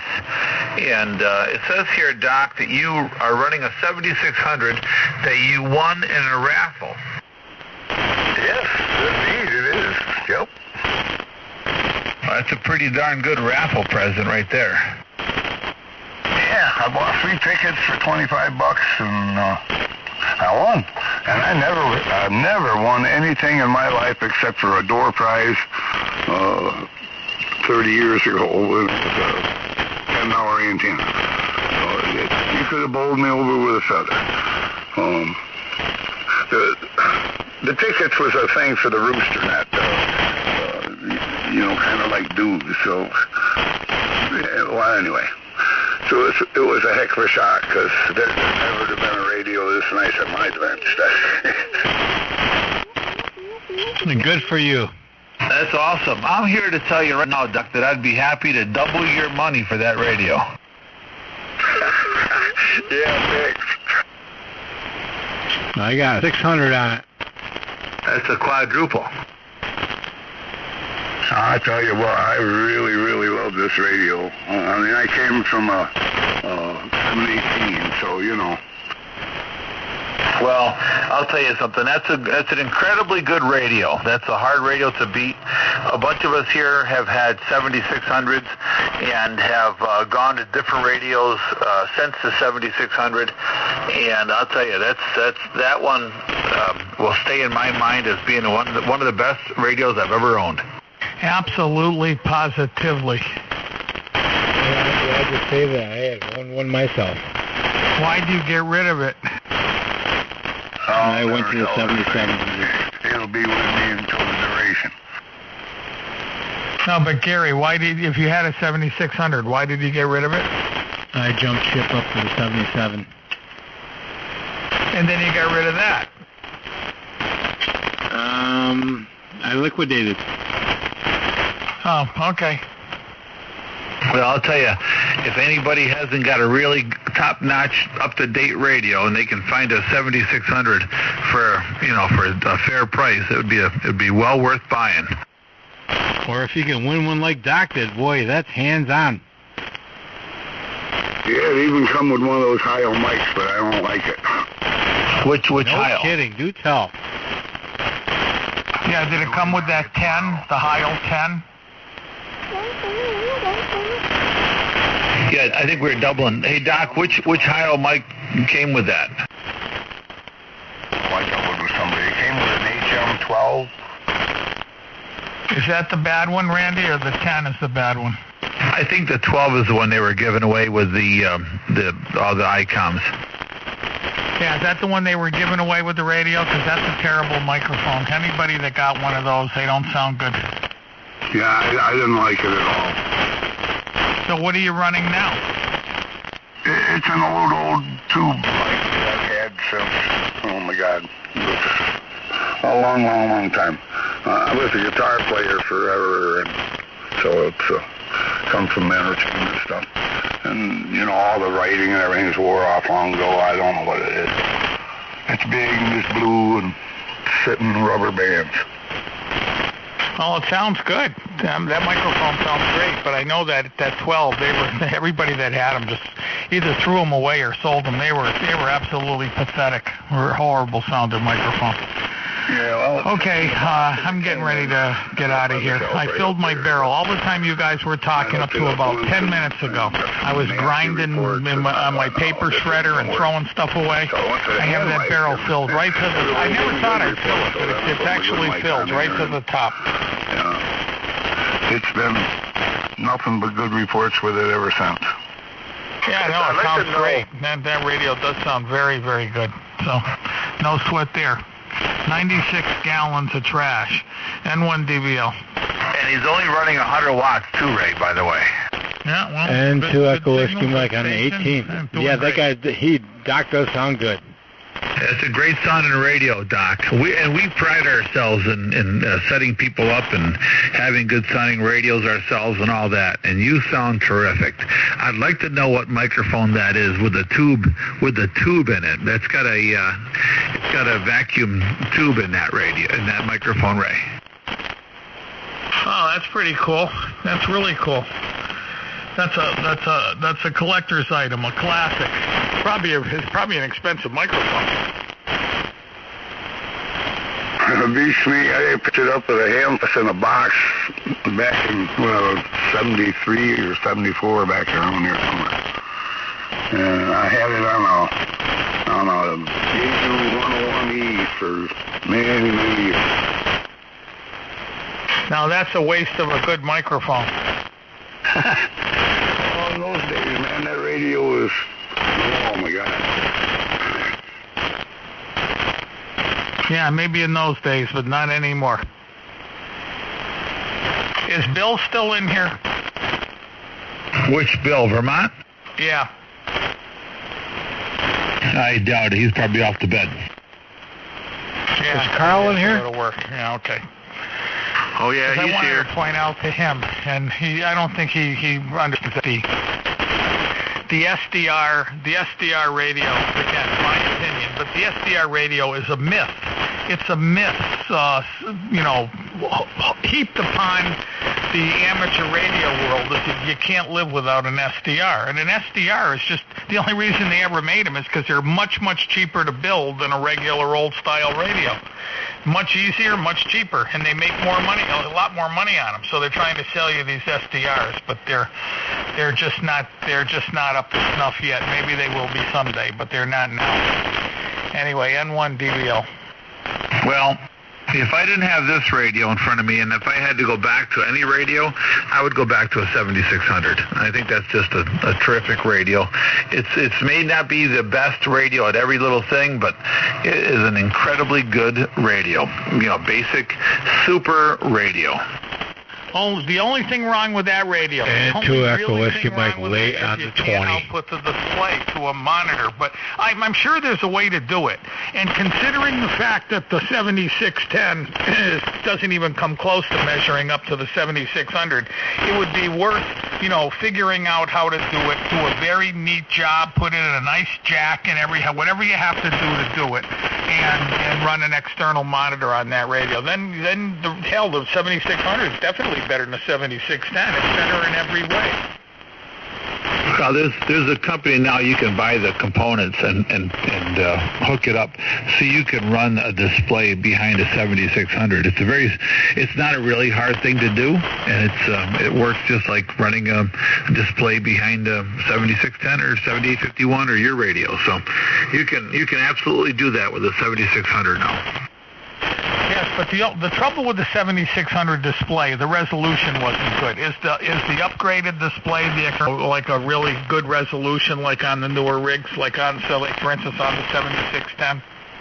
It would be the same as a 7610, I believe. I don't think there's no upgrading going on. The driver doesn't change, so it'd be the same. Yeah, but no, you said a 7610, but you mean a 7600. Yeah, the 7600. You can put a display on the 7600, but I don't think it would make any difference. I don't think it'll change the display, quality. It's going to be the same as the 7600 display quality. Yeah, maybe, because the one nice thing about the 7610 is it really has a beautiful display.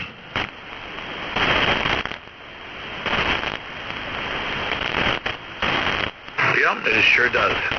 But I never felt my 7600 had a bad display. It's not bad, but it just doesn't have the resolution that the 7610 does. The 7610 really has a much nicer display. But, whatever. I think that, I don't know.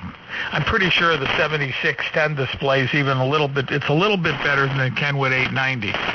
Now the trouble with the Kenwood 890 is the color. Well, I changed the background color. I mean, I can probably screw around with this. I don't know if you can change the color of the things going up and down, the part of the display that moves. Maybe you can. Is he running his amp tonight? I always like the green and the red, and I got blue and green now. I like to switch the green for the blue for the red, and that would be nicer. But, this is, like I said, this is a great radio. And I'm not, I hope everybody that listens to me believes that I'm not saying it because I own it. Kenwood's just a much better radio than anything else out there right now. I mean, it's just a great radio. And, for the extra $700 that the radio costs, it's well worth the extra money. Okay, anyway, I'm going to head off. I'm just going to let the amp cool down for a few minutes, and then I'm going to go to bed.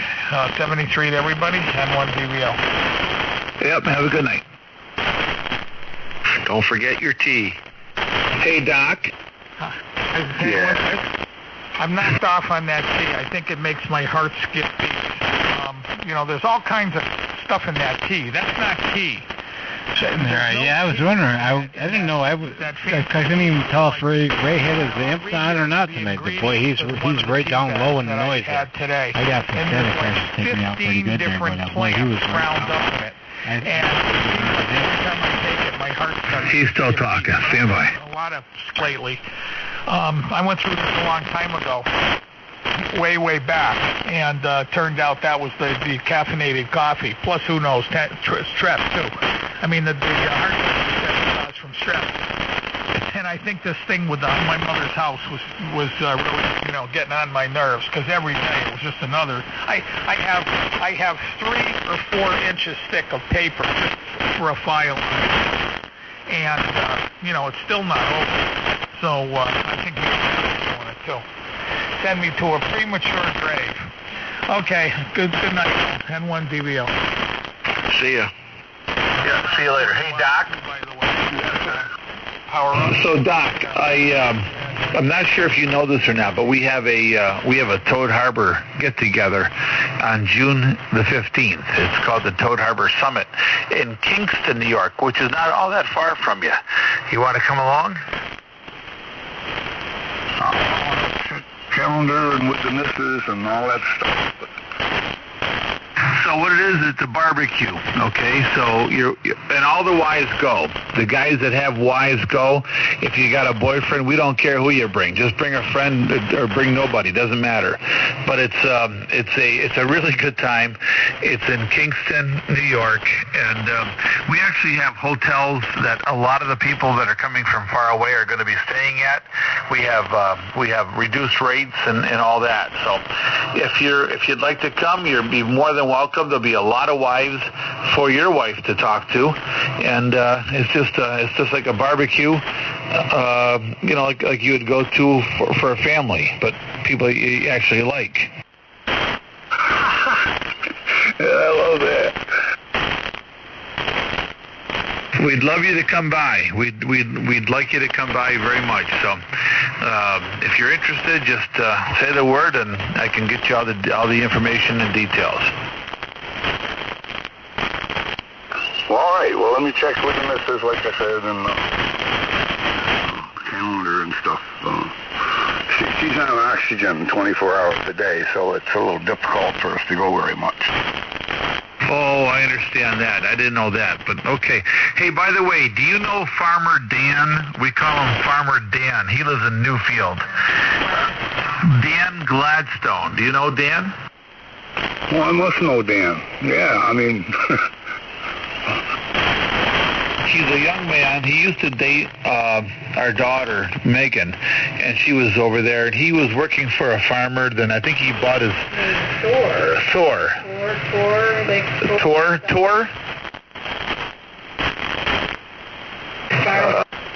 Yeah, it's an organic farm. The farmer was named Tor, I think. Thor or Tor. I think Tor. It's an odd name. Well, I know most all the hands in the area.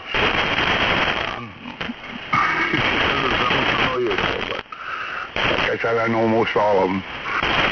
No. He's not a farm. He's not a ham. He's a non-ham farmer. He's a farmer that used to date our daughter, and he's a nice young man. He's been here a few times, but he lives from Newfield. He's got a farm out there. Cool. Well, I don't know if it's positive, but I know a lot of people around here. I've been here since 1972 when I got out of the Army. I moved in here, and I've been here ever since. Well, before I say anything else, I got to say the most important thing. Thank you for your service to our country. We appreciate what you've done and what you've given up. Well, thanks. Unfortunately, it wasn't too much out that way when I got home. Well, I'm sure that minds have changed by now, and I certainly appreciate it. Me and my family certainly do.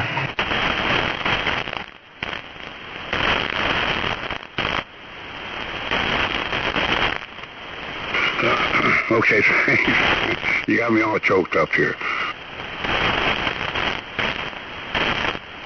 If it wasn't for people like you, we'd be speaking in a different language right now. I know that for a fact.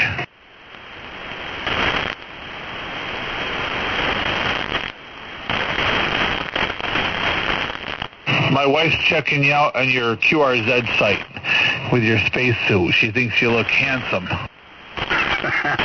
Well, the beard's a lot longer now. Okay, very good. Amen. Into Echo Whiskey Mike. Guess what time it is? WG2E. There's my buddy Carl. Yeah, there's the big 6-meter DX. Man, we were pounding. We were making our own opening today. Oh, where 6 meters? What? And they said the band was closed. Well, I was just checking the band, and then here was Gary talking to somebody else, so I gave him a call when he was done. Yeah, I would say that would be an easy contact for 6 meters. I mean, we used to talk 400 or 500 miles every day. I still do that. Yeah, but his antenna's stuck in one direction. In the air somehow, somewhere. I love 6 meters. I made an Alaska contact way back. We're off states, but 2 out west there on 6. Back in the dark ages, I guess. Well, just leave that thing right on the hood there and just plug a coax cable into it and hook it to your radio, and I'll hear you. It won't be long, I promise you that.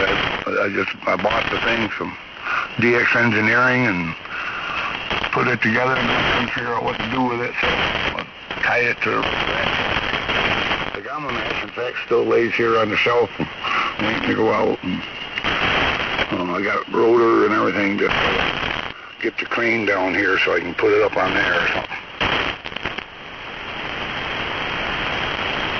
I've got a 5-element 675X I've got to put up once I get the tower. But I got a 130-foot tower to put up this year, and I'll probably put that 6-meter beam on top of that, feed it with hard line, and I've got a kilowatt to use, so it'll be a lot of fun. I used to be a contester, Doc, and back in I forget what year, 93 or 94 or something, I won the high horsepower, the high output, part of the contest for 6 meters overall, and that was like a big deal for me. I used to like that band. We used to run the net back years ago, and that's how Carl and I met, and Ray also.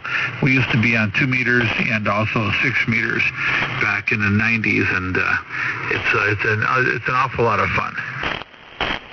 Oh, I love 6 meters. Aurora Borealis, I get the biggest bang out of talking on Aurora. Yeah, like talking through a big fan. Remember when we were doing that, Randy, a few months ago here on this band here? That was pretty cool. Yeah, we had Aurora on 160 here. On 6 meters, you talk Aurora, it sounds like you're talking through the blades of a fan that's running. Oh, yeah, you get that real growly. I love it. It's cool.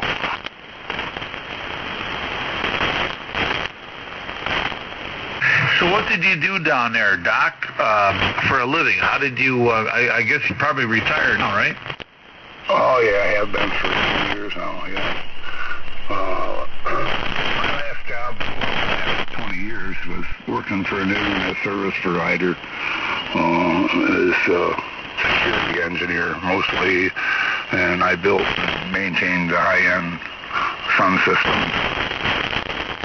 Sun systems? You mean, what do you mean by sun systems? Sun computers. I don't know who that is or what that is. I'm not a big computer guy, but I don't know what Sun Computers is. Well, they're a high-end Unix system, and most of the internet runs on them, or used to anyway. They're like PVP-11s or one of the other brands, but we run all Sun systems and run the Sun OS. I guess I don't know how else to explain them. They're just a big, fancy, bulletproof computer, basically. They run forever, and, you know, they don't crash and all that stuff. Are they on 110 or 220, Doc? I missed that 110. What? Are they powered by 110 or 220? It depends. You know, the smaller ones are 110, and then the big ones are, of course, are 220. In fact, I brought one home and plugged it in. I turned that thing on, and the light went down, and Joanne said, "You get that thing out of here." Randy, you'd have to have that thing fired up to 440 up there. You better believe it. We'd be adding some power to that. So, Carl, are you familiar with what Doc's talking about? Yeah, that's all the old school stuff back from the 80s. Right, that's the old Linux system stuff. Unix. Yes, indeed. Carl, that was a nice contact on 6 meters, by the way. Well, good. We gotta get everybody on, and we can have when the 160 meter net closes out, we'll all go up to 6. It might be a little quieter.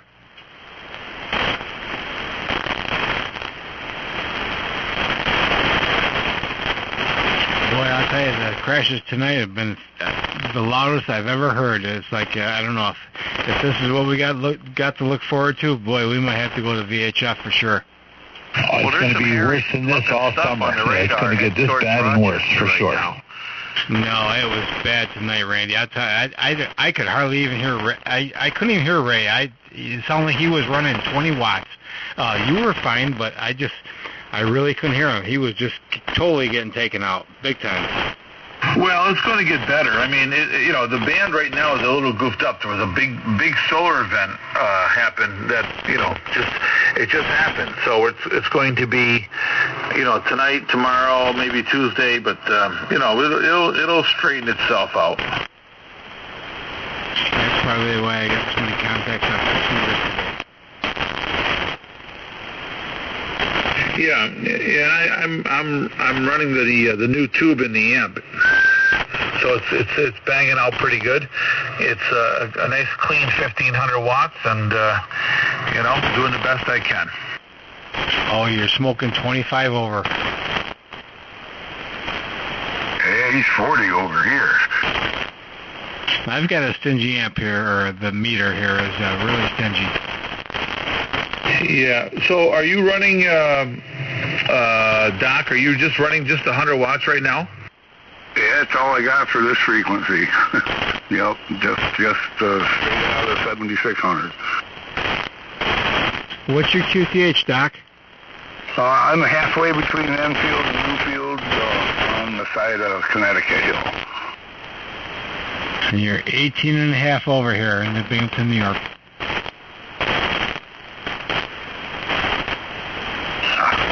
Cool.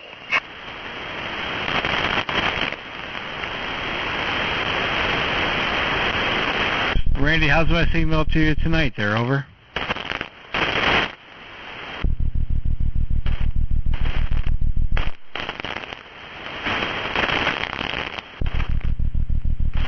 he's cranking it up. Doc, how am I hitting you there? Oh, you're almost 40 over, 30 plus. I'm running about 700 watts right now. Nice. I gotta get in there, but you know, I got this ham disease or Italian disease fungal. I just got this. I changed this loop here. I used to have it. It's 536 feet long, and it used to be out of 10 gauge wire, but it was so heavy that it sagged between the four corners there, probably 20 to 30 feet there. So I switched 12 gauge there a couple of days ago there. So I probably got it up another 25 feet. So it's probably almost 70 to 80 feet up there. So it's probably playing a whole different role there. But yeah, just that's the working conditions here. There, the full size loop, 536, 12 gauge, up at almost 80 feet there. And our ladder line is the homebrew, the Toll Harbor, of course, made out of 10 gauge, and that's 4-inch with the 4-inch spreaders there. So I have no idea how long that is there, but that's the story here there, and we're running about 700 watts there. M2 Echo Whiskey Mike, pushing the 40. Sweet. My antenna's up about 65 feet, maybe 70. It's a bazooka. Straight cut for this band. It's 1-to-1 at 1.94.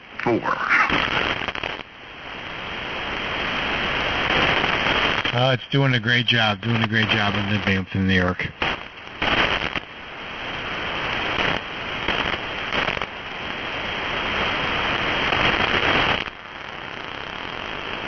Well, as a sideline, I did a little bit of construction with it's been many years back. So I've got a bulldozer and a backhoe and a crane. And the crane, of course, it's sunk down in the ground there about a foot, so I got to get that out, and I'm going to try to drag it down here closer to the place and lower the thing down and put my 6-meter and 2-meter beams on it and raise it back up. But that'll be later this summer.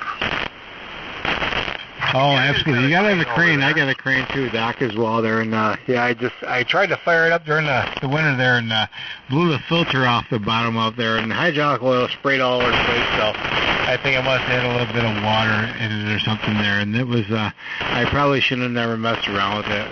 But I gotta get out there and get working on that there. Yeah, everybody that's ham radio operator has got to have a crane there, but yeah, it's not a big crane. It's only about a 36-footer, little RO, but it comes in handy, and that's what I use to get my all my towers up and down there. But that's about it. And yeah, backhoes and bulldozer and all that. You have all that good stuff there. And I guess you're gonna need a bulldozer, Doc, to pull the crane up out of the deep rut there. Over. Yeah, you ain't kidding. I can't figure out where the gears are in that damn thing anyway.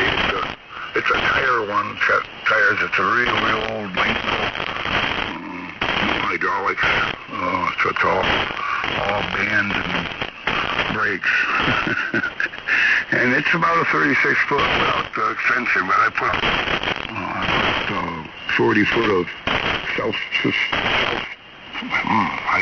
self-supporting tower that and I welded that on the top of the boom, and at the moment it's got a 2.4 gigahertz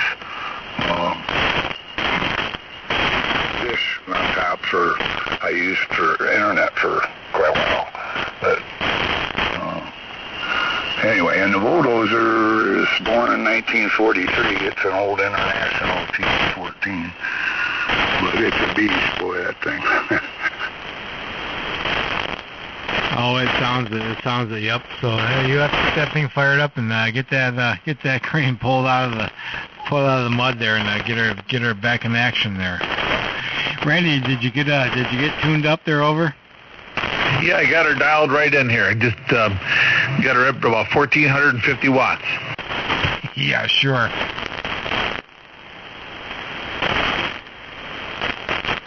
At 1,450 sounding pretty good, mister. So I got the new tube and everything. A single tube? Yeah, it's an 8877 amp. It's an old Alpha amp, like back in the day. Alpha amplifiers are god-awful expensive, but they're wonderful. This is the one that they had at Dayton, where they put the brick on the key for the whole entire Hamfest, and so it's I've always wanted a 77, and I finally was able to get one that I could afford, and I actually had enough money to get it, so I guess that means I could afford it. So anyway, we drove out to Michigan, Detroit, north of Detroit, and got the amp, and boy, I'm really happy I did. It's a nice old amp. You're gonna take that one to the grave, mister. Oh, it's got no for sale sign on it, I can tell you that. You betcha. Yeah, I keep hoping I'll come up on a deal for a get 220 or something, but so far no luck. And this old Dentron I got, it works, it puts out about 500 watts if you push it real hard, but it doesn't go here. Well, either does a 220, so skip that one. Yeah. Listen, if you're Clippard and Al, if you're looking for an amplifier, I mean, even Mike might have an amp, but those Clippard and Al's can be bought pretty inexpensively, and they'll give you a good lot out on this band, all day. Buddy has got a pair of tubes for a 220. He said I could have them if I get an amp. Yeah, but the 220 only goes to 80 meters. It won't get you to 160. You're better off with an AL80B or AL80B or A rather, or an AL82, something like that. That'll get you to 160. Oh man, I didn't know that. Yeah, an SB220 only goes to 80 meters. Well, I ain't no damn good. Don't want that. Yeah, right, exactly right. So, if you want to get an amp for this band, we can. We're certainly there's enough guys here in the world famous Toad Harbor Net that can help you along in that regard.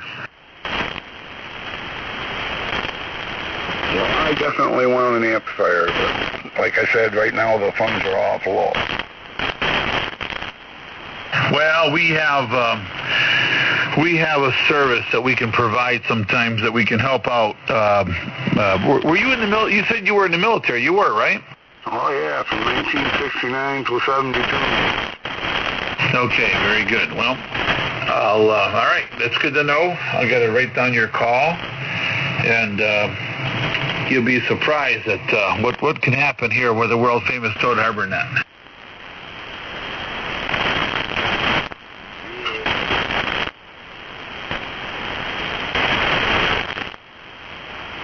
Well, I know you guys are sure fun to listen to. We're fun to hang out with, too. We have a good time here, no doubt about it. Hey, Randy, I got an announcement. Announcement at this late hour? It's KB2ZVP at the 47. Yeah, at WEWM. Well, I was just checking out the dates for the gas up in Gallupville, and it's on the 8th and 9th, and the 15th and the 16th. So obviously the 15th is spoken for, but the 8th and 9th, the weekend beforehand, maybe there'll be some interest. Maybe we could have something going on there. What's the gas up? All the old machinery down in Gallupville, the old steam cranes and the bulldozers and all, the hit and miss engines, all that stuff. Oh, I want to go to that. Oh, me too. Well, you got to run QRP down there, though. It's on 2 weekends in June, 8th and 9th, and the 15th and 16th.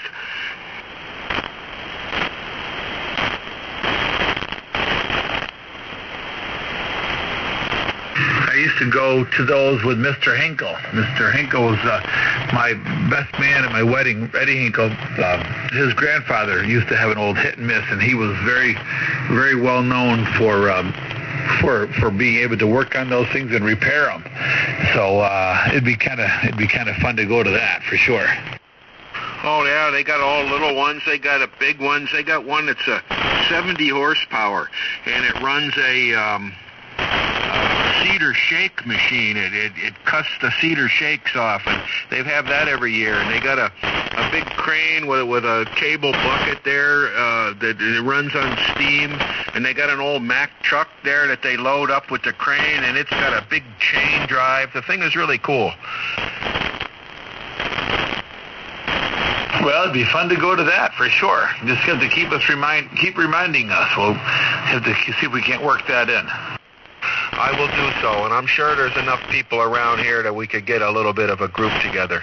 So on that note, I'm going to get out of here. It's getting pretty noisy, and I'm going to go upstairs, have a snack, and call it a night. Okay, Carl. Well, 73, good night, and good to have you in here on the net tonight, as always. 73, KB2ZVP. Good night, Carl. N2 Echo Whiskey Mike. All right, see you later, everybody. Yeah, Gary, I got you in the log. 7-3, WG2E.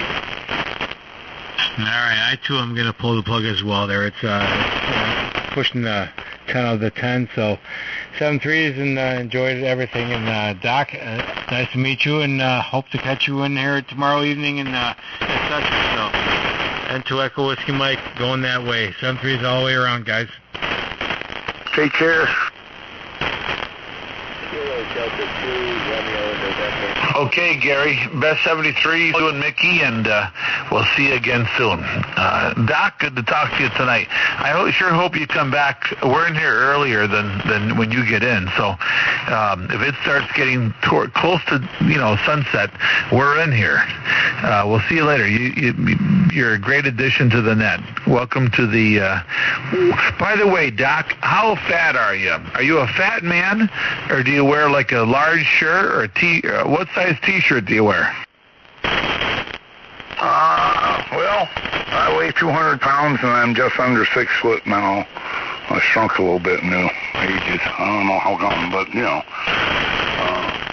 got a nice beer belly, but the rest of me is pretty thin. Okay, I got to write down your call. I got to add you to the list. All right. Anyway, very, very, very, very good. Okay, Doc. So I got it here. Okay, anyway, we have this group, and anyway, I don't want to give out too much, but hopefully we'll hear you. We'll keep hearing you in here. You're a lot of fun. I love hearing the peepers in the background. You sound great. You're a cool dude, and we'll see you again hopefully tomorrow night. 73. This is Kilo Bravo 2, Zulu Victor Papa. Hey, good night. I had checked in this morning, but I couldn't find anybody. Unfortunately, I had company earlier, so I couldn't get on before I did, but my buoy was down. But I've really been enjoying this. Good to have my antenna back up. And I wonder if you guys know Kevin Feeney, WB2EMS. I know he used to be on 160 a lot, but his antenna's been down. He's in the middle of moving, but he got a new antenna, but he said it's not loading up right here for some reason. What's his call? WB2EMS. Yeah. Echo Mary Sugar.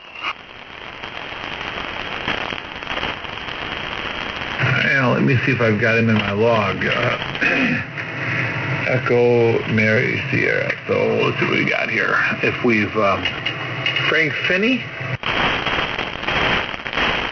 I missed that. What? That's Frank Feeney. Frank Feeney in Spencer, New York. Yeah. Okay. Yeah, we call him Kevin, but yeah. Okay. That's his real name. Yeah, well, his middle initial is K, so that's probably his middle name. I do not have him in my log. He's from Spencer, New York, which is kind of western New York. Well, not anymore. He lives in Danby, but his address might be Spencer, though. Yeah, maybe he hasn't changed it here on the QRZ, do you know? Yeah, I don't know. Anyway, anyway, he's a great guy. So, you know. Well, understand too, like you had your local hams help you with your antenna.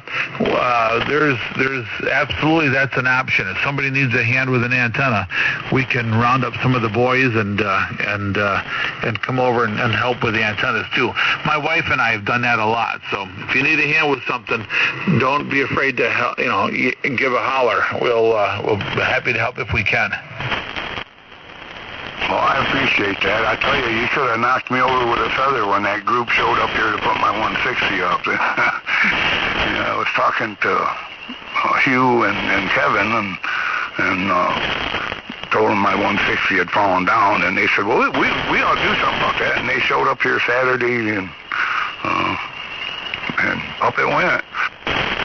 That's awesome. That makes me feel so good that there's still groups willing to do that, Doc. That's super to hear. I do a lot of welding and fabricating too, so if you need something fixed up, just say the word. Ah, cool. Your bulldozer, I do a lot of bulldozer work, a lot of construction equipment. I've got a portable equipment, all that stuff. If you wind up needing a hand, just say the word. Alrighty, well, I got welders and a MIG, and I got a TIG welder, but I don't know how to use the damn thing. Which TIG do you have? It's one of them Chinese things that's a plastic welder and DC stick welder all built in a $400 box. Oh, I got it. Okay, so yeah, probably an AC TIG welder, which you can TIG weld, steel with it pretty good, probably. Yeah, I used to weld with a torch and a coat hanger, I do. I've done plenty of coat hanger welding in my day. I used to work at a place called Leaseway Transportation as a trucking company when I was a kid in high school, and they needed something welded. It was a mud flap on the back of a truck. And they didn't have anybody that could weld, and they had a whole bunch of welding rod there with an old Tombstone Lincoln. And the welding rod was like, I pulled the welding, I said, I can weld. I said, I'll give it a crack. When I first started there, I was started as a cleanup kid. And so I said, well, I can weld all right. And you got a welder? He goes, well, we got this one, This is a trucking garage that they repair trucks, and they've got an old Tombstone, and they got a can of welding rod, and it was, I don't know how it got so wet, but it was pretty stinking wet. And I said, I don't even want to try this. I said, but you got torches, right? He goes, oh, yeah. So they wheel the torches over. I said, what do you got for welding rod? And they don't have any welding rod. So I was going to knock the flux off the welding rod that was in a can. I said, hey, you guys got uniforms. They must have come on hangers, right? He goes, oh, yeah. I said, go get me a hanger, will you? So the guy runs over and gets me a hanger. And I weld this thing all together for him with a torch and a hanger. And they were like, that's it. From now on, you're the official welder. That's a wonderful story. I love it. So yeah, I've done lots of welding, different kinds of welders, and I've welded for MRI places before. Are you a computer guy? Yeah, mostly. I got started in the Army, actually, on computers with tubes in them. Oh, that's right. You are a computer guy. Are you running a computer right now? Can you go on the internet? Oh, yeah. I got 3 of them right here. So are you on QRZ? Well, I can be. Yeah, go on QRZ. You gotta look up a call. I'll show you a job that I recently did for another ham.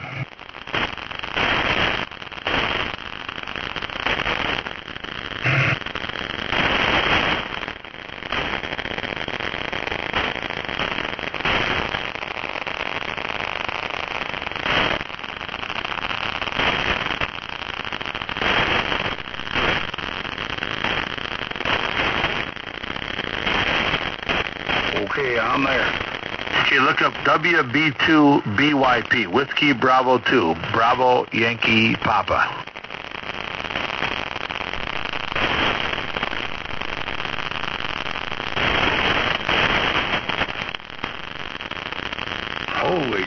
the hell's that dish for? So that's the dish that he uses. You see, for 2304, whatever he uses it for EME. It's his EME antenna.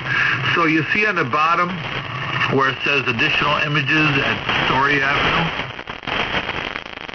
Yeah. Okay, click on that, and then also go to info specific to WB2BYP. Click on that. Oh, that's a cool looking dog. Right? Yeah. Did you click on the additional? Yeah, we got a whole list of stuff here. Go to the third one. See an Azimuth Fluing Drive update, and then click onto that.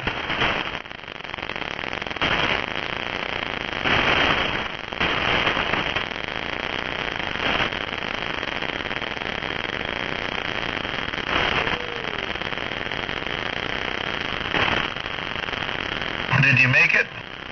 Oh, yeah, I'm looking at all the pictures. Okay, so that slewing drive is what turns that thing. And that, he had given me those drawings that you see there, those mechanical drawings. He sent those to me, and I put those onto the computer, and I sent them to my buddy that I work with, and we started out with a water jet. All that steel, if you look at the steel right there, that's all been cut with our water jet down in Fultonville. And the guy who's welding there, that's me. And if you look at, I think the most magnificent part of this whole thing is the piece of pipe that was cut in half and cut the length and then used as a clamp to go around the drive shaft that turns that whole thing. And I was up there today drilling another hole because we had to pin it better than it was.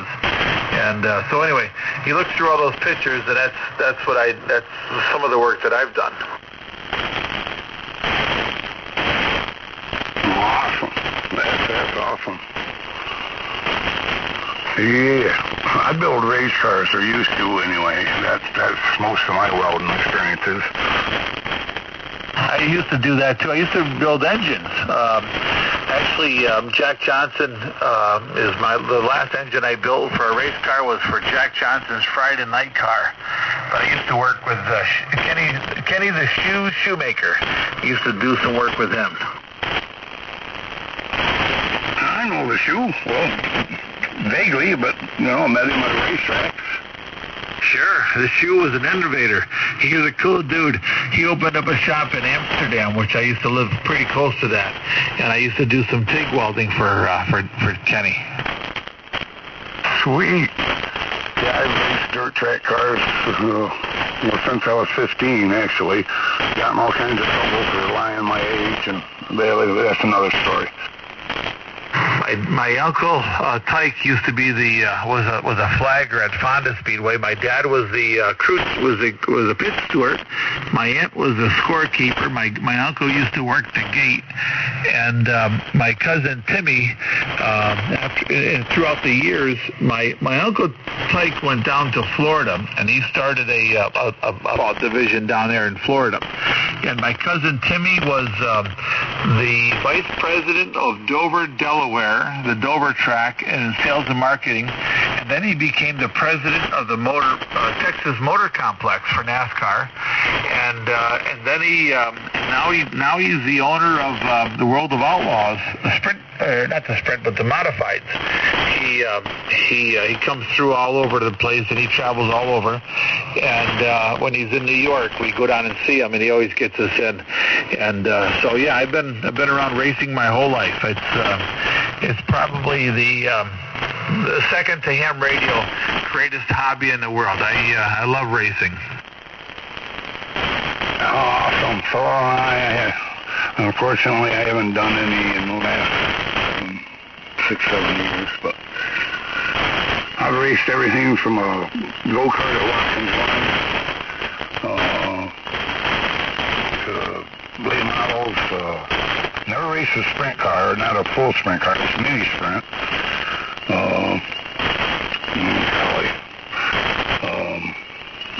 My first time I ever was on a real racetrack, in a race car was Williams Grove, Pennsylvania, when I was 15, 1965.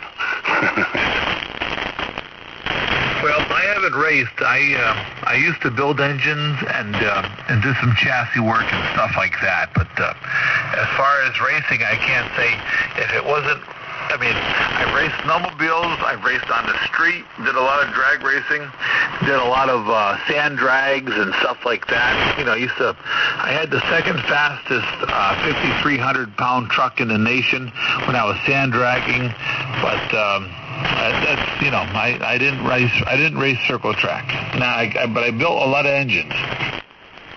Sweet.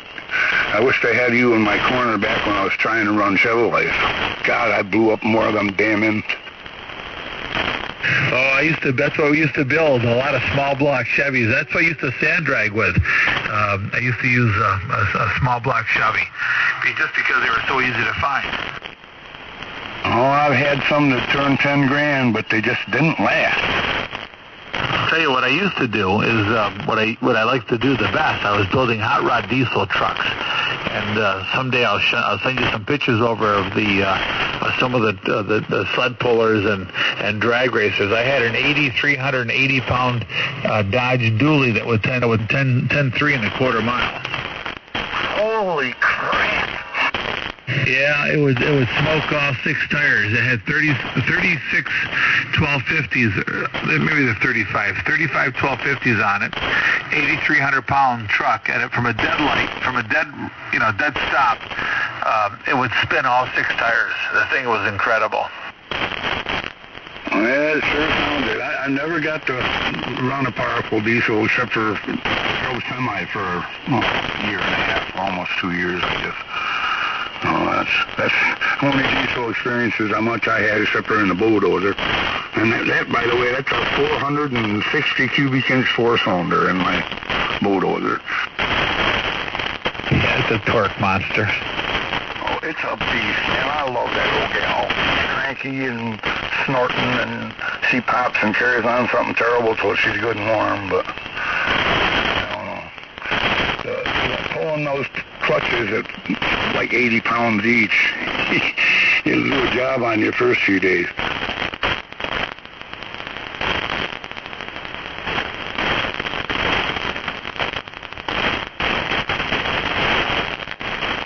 Anyway, that's what I dug my pond with and whatnot, so. But, yeah, I got into racing when I was real little. And Mama made me quit for a while. I had a 62 Chevy Impala with big motor. Well, actually not a big motor, it was a 327, and it come apart right in front of the grandstand. Anyway, I was nothing but a fireball on the track. And I went around number 1 turn and ducked it and swung in behind the 12 pole. She raised, holy hell. I imagine so. Have you ever heard of Pete Corey? Did you know who that name? Doesn't sound familiar. Bucky Doo. Oh, geez, I can't remember. We had, I used to build the car. I built an engine for David Delzato, and Brett Hearn ran that car. I'm sorry, Bob McCready ran that car out at Orange County, and it was pretty impressive to see a guy that could actually drive a race car drive the race car.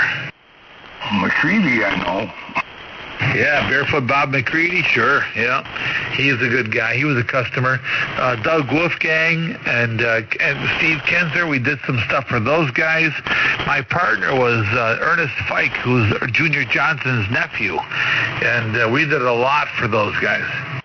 Oh, no kidding. Cool, I'd like to meet them guys. I met Richard Petty and Kyle when he was ruffled his hair. He was, a little short kid then. Who's that? Kyle Petty and Richard Petty. I drove semi. I drove down from Oil City, Pennsylvania, down into the Carolinas, and I got to go to the Petty place several times. Yeah, we were at a track, I think it was Malta that we were at, and we were sitting all by ourselves in the fourth turn, and there was some warm-ups going on, and all of a sudden this guy comes up, he goes, "Hey, anybody sitting here? Do you mind if I sit down?" And it was Richard Petty. I was like, "No, we don't mind. Sit right there, wherever you want. Sit wherever you want." And that was pretty cool. We were doing some. We had the wing sprint cars were in. We were doing modifies, but the wing sprint cars were in at Lebanon Valley, and it was just warm ups and time trials and things. And we were at Syracuse at the Syracuse Mile, my friend Ernest and I, and we were doing some modified stuff, and we were in the pits, and all of a sudden this guy comes up and grabs a hold of Ernie. And Ernie spins around, and the guy's cocked back like to give him a punch, you know. And Ernie says, "Haven't you already done enough damage, you SOB?" And it was Doug Wolfgang. And Ernie used to race sprint cars, and Doug put his Nerf bar through the windscreen of Ernie's car, my friend Ernie's car, and knocked out his front teeth. So he had to have false teeth. So we sat that night next to a fire. We were sitting around a fire with Doug Wolfgang's son, Steve Kansas, and Steve Kansas, a friend, either a friend or a son, I forget who he was. But we're sitting there drinking Budweiser, sitting around a fire with these guys. Man, what an unforgettable. Oh, man, I could only imagine. Yeah, I only met two famous ones. That was Richard Petty, and Mario Andretti was the other one. And he was at Watkins Glen. I was up there racing go-karts. And he's standing beside me along the pit wall there, and he pokes me in the ribs. And he said, "Man, you wouldn't catch me going around that fast in those damn little things." And I looked at him, I said, "But aren't you Mario Andretti?" And he said, "So?" I bet you he'd be a fun guy to hang out with. He was great, man, I swear. You know, and then the next year, his boy was in a go-kart.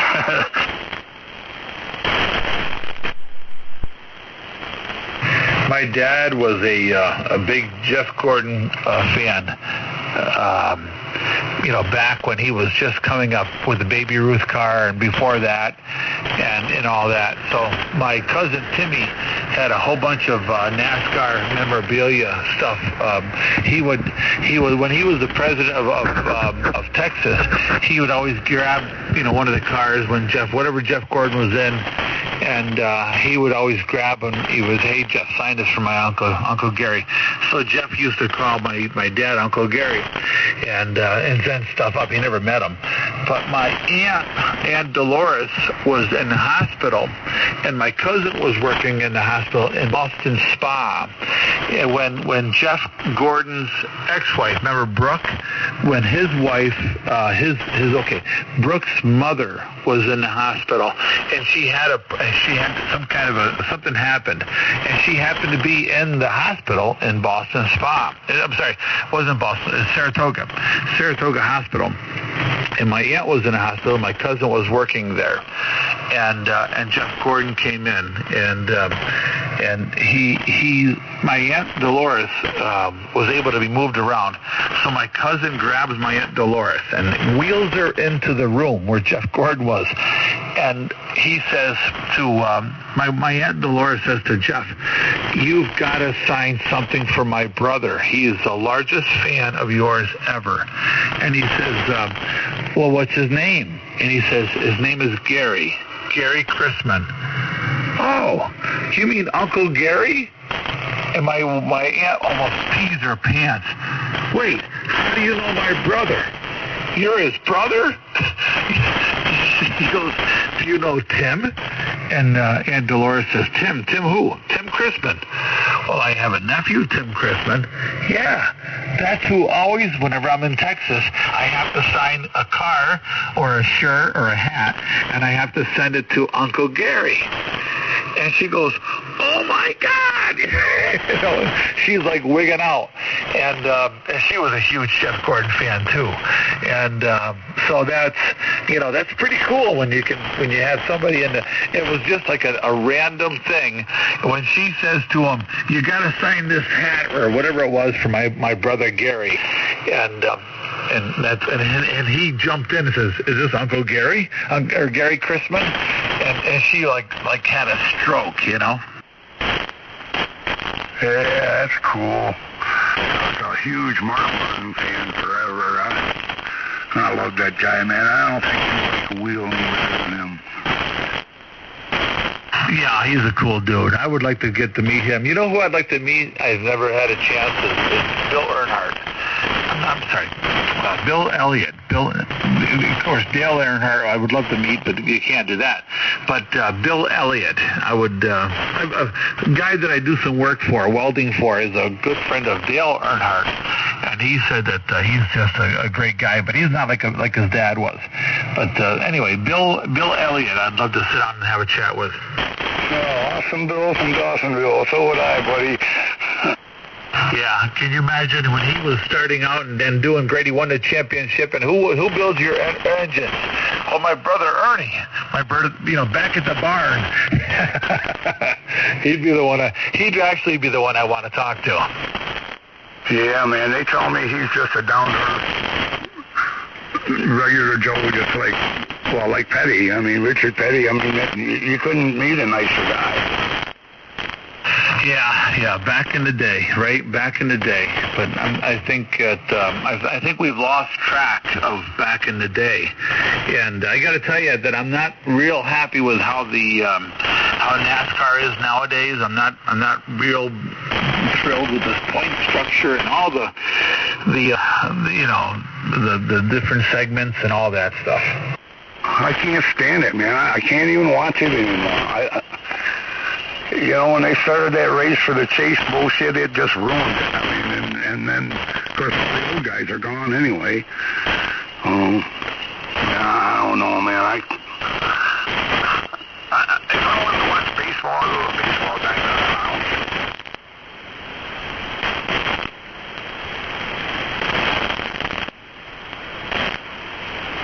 JC3 KXP. Hey, Tom. Yeah, I agree with you. I don't watch any more races. I watched part of Daytona, and I just had to get out of it, Doc. I just couldn't. And I'm not an old guy, but I feel like I'm an old fuddy-duddy, right? I was brought up around racing, and I love racing, and I would race every single day if I had $2 million, and I would stop when I was down to $1 million, right? But I just feel that things have just changed too much in NASCAR, and they're trying to make it more like Indy, and Indy is dying, so why even bother? But anyway, Tom's in there from Pennsylvania. Let's hear how he made it through the storm. I know, Tom had a lot of hail damage. Go ahead, Tom. Yeah, I'm running off generator right now. Whole area here is dark. How bad is the cars and stuff? The hood's dimpled, the roof is dimpled, the wood's on the top, the cab roof, it's all dimpled up, and it's even got the doors. Wow, holy cow. Yeah, I sent you a picture of some of the size of some of those hailstones. They're the size of $1. Holy shit. I have vinyl siding on a garage. It took out the vinyl siding on 3 sides there. It broke the siding on the house. The hailstones even went through the doggone screens.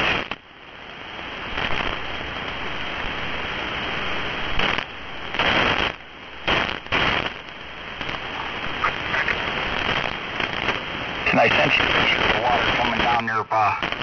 I'm on a hillside. The water coming down the hill there. I sent you a picture there from my driveway. Yeah, I sent some of that stuff around. I have pictures of just the hailstone, the size of the hailstone. It looks like you're holding golf balls. Roger. Yeah, they were pretty hard on the vehicles. I can imagine. Tomorrow I got to get a hold of the insurance company. I'll be surprised if they don't total them. Yeah, well, Copy, KD9. I hear you, Ron, but you're getting killed by the lightning. Is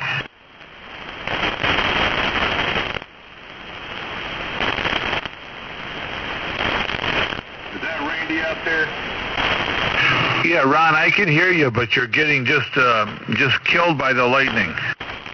Yeah, I can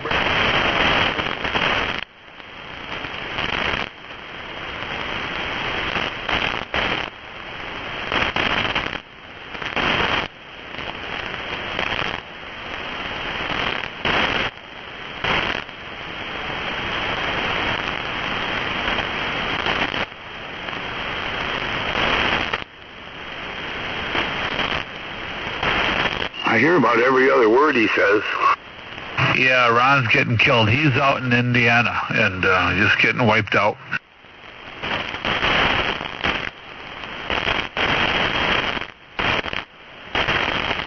Oh, I've got static crashes at 20 over now.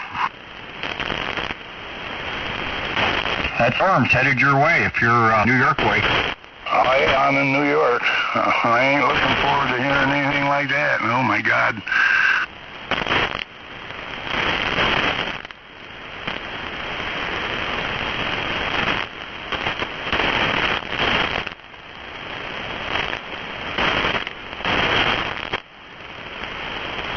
Okay, I'm going to check out you kids, 73, and sorry to leave right when you're getting in, Tom, but I've got to, it's 10:30, nearly 10:30, and I've got to yank the plug, so you guys have a good night, and we'll see you all later, and Doc, it's good to talk to you.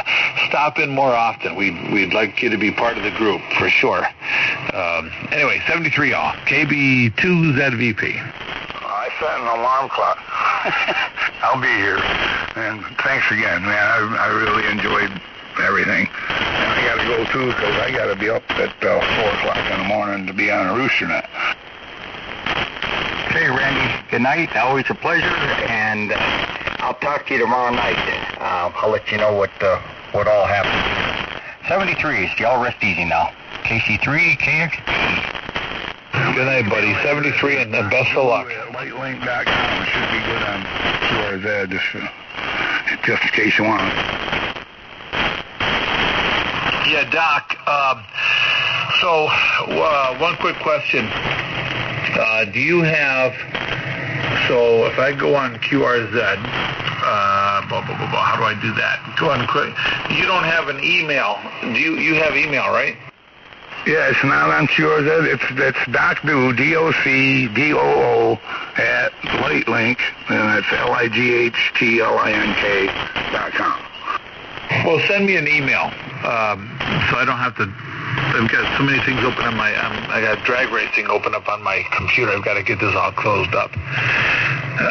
So anyway, Kilo Bravo 2, Zulu Victor Papa. My email is good on there. So if you don't mind, send me an email, and I will. Or write down this too, Doc. Write down. Everybody has my phone number, so write this down. Area code. Are you writing? I will be as soon as I get a paper. Tell me when you're ready. Okay, I'm ready.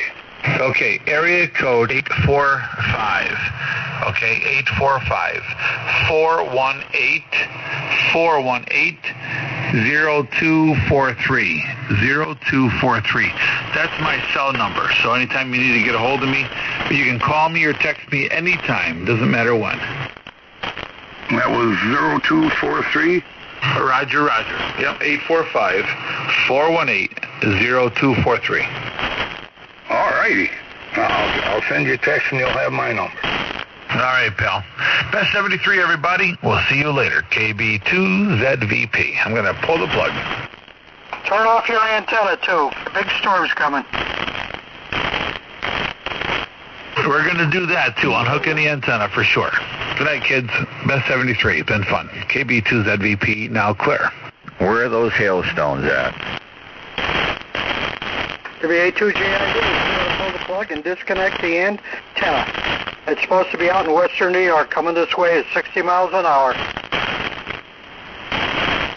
Roger.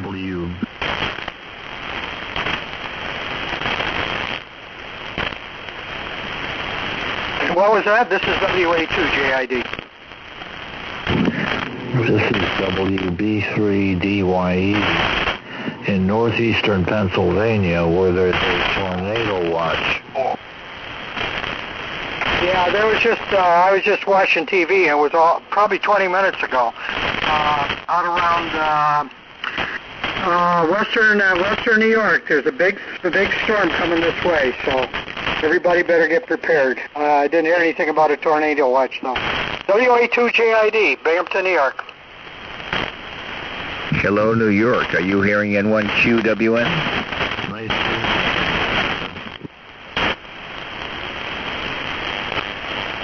Station in New York. Are you hearing N1QWN? I got WN. It's WA2EES. And I'm battening down the hatches. I guess this 25-watt station ain't getting out. N1QWN clear. Hey, I'm hearing you, WA2JID near Binghamton. Yeah, whereabouts were those big hailstones that we heard about? Yeah, you guys doubled. What was that? You wanted to know about the storms? Somebody was talking about hailstones the size of golf balls. I was curious what state. Well, I think that hailstorm, they were talking about one earlier today, or I don't know, yesterday, recently anyway, but I don't know. There was a big announcement on the TV a little while ago that it's out in western New York coming this way. Severe thunderstorms moving at 60 miles an hour. Oh boy, just what we need. And now I'm located on the Cape. Is it coming towards Cape Cod? Where are you located? Cape Cod, Mass. You're a ways away. Yeah. If you're running 25 from Cape Cod, you're doing a fantastic job. Yeah, I'm operating like 703 ICOM, and yeah, it's a 25-watt peak. That's about it. And but I got a pretty efficient dipo up about 90 feet fed with the ladder line. It's clear space, and yeah, it works pretty good. Yeah, I'll say. Yeah, you're doing good. You're above the static crashes, but just above it. I'm running about 1,000 watts here, and we're located near Binghamton, New York. So I'm going to pull the plug here, turn everything off, disconnect the antennas, and so on. Hopefully we don't get that bad a storm, but out around probably west of Elmira is where that storm is supposed to be about now, I guess. It's coming this way. Well, be safe, and I'll look it up on the internet here and see how much damage we may, get from the storm. Those hailstones are pretty impressive. I've never seen them that big. It sounds pretty concerning. Take cover, be safe. N1QWN, Cape Cod, Mass. N1QWN, I think it was. This is WA2JID. Okay, N1QWN. All right, look that up on QRZ. Yeah, you're doing a great job for 25 watts. And your antenna is doing the work, I'm sure. WA2JID is now clear. QRT. Yeah, I'd go get on the big radio, but it sounds like you're clearing, so we'll let you go. 73s. The station in New England that's running low power, you are 10 over.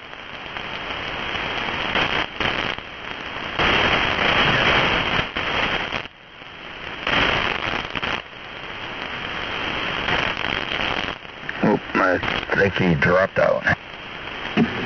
Yeah, we had a power switch here.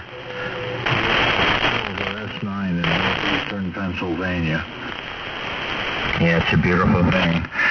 It's all about antenna. Get it up there, run that 10 gauge with multiple strands, and get it tight, and feed it with ladder line, and use that crown rope, the 5/8, and just pull the snot out of it. Just keep it tight and straight, and it makes a big difference. No sagging. Well, as they say, it's not broken. Don't fix it. I gotta go because we got a tornado watch here, and I've got to start disconnecting things. So 73, and again, a nice my signal from New England. WB3BYE. Well, I wish we had more time, because I could share you with 100 watt stuff, but I'd have to go out into the office. This is Studio B, and this radio actually runs on a 9-volt battery too. So you get about maybe a half hour before the battery stops going dead. It's the backup rig when we don't have power. So anyway, storms are coming. Everybody button down the hatches and be safe. N1QWN, Cape Cod, Mass.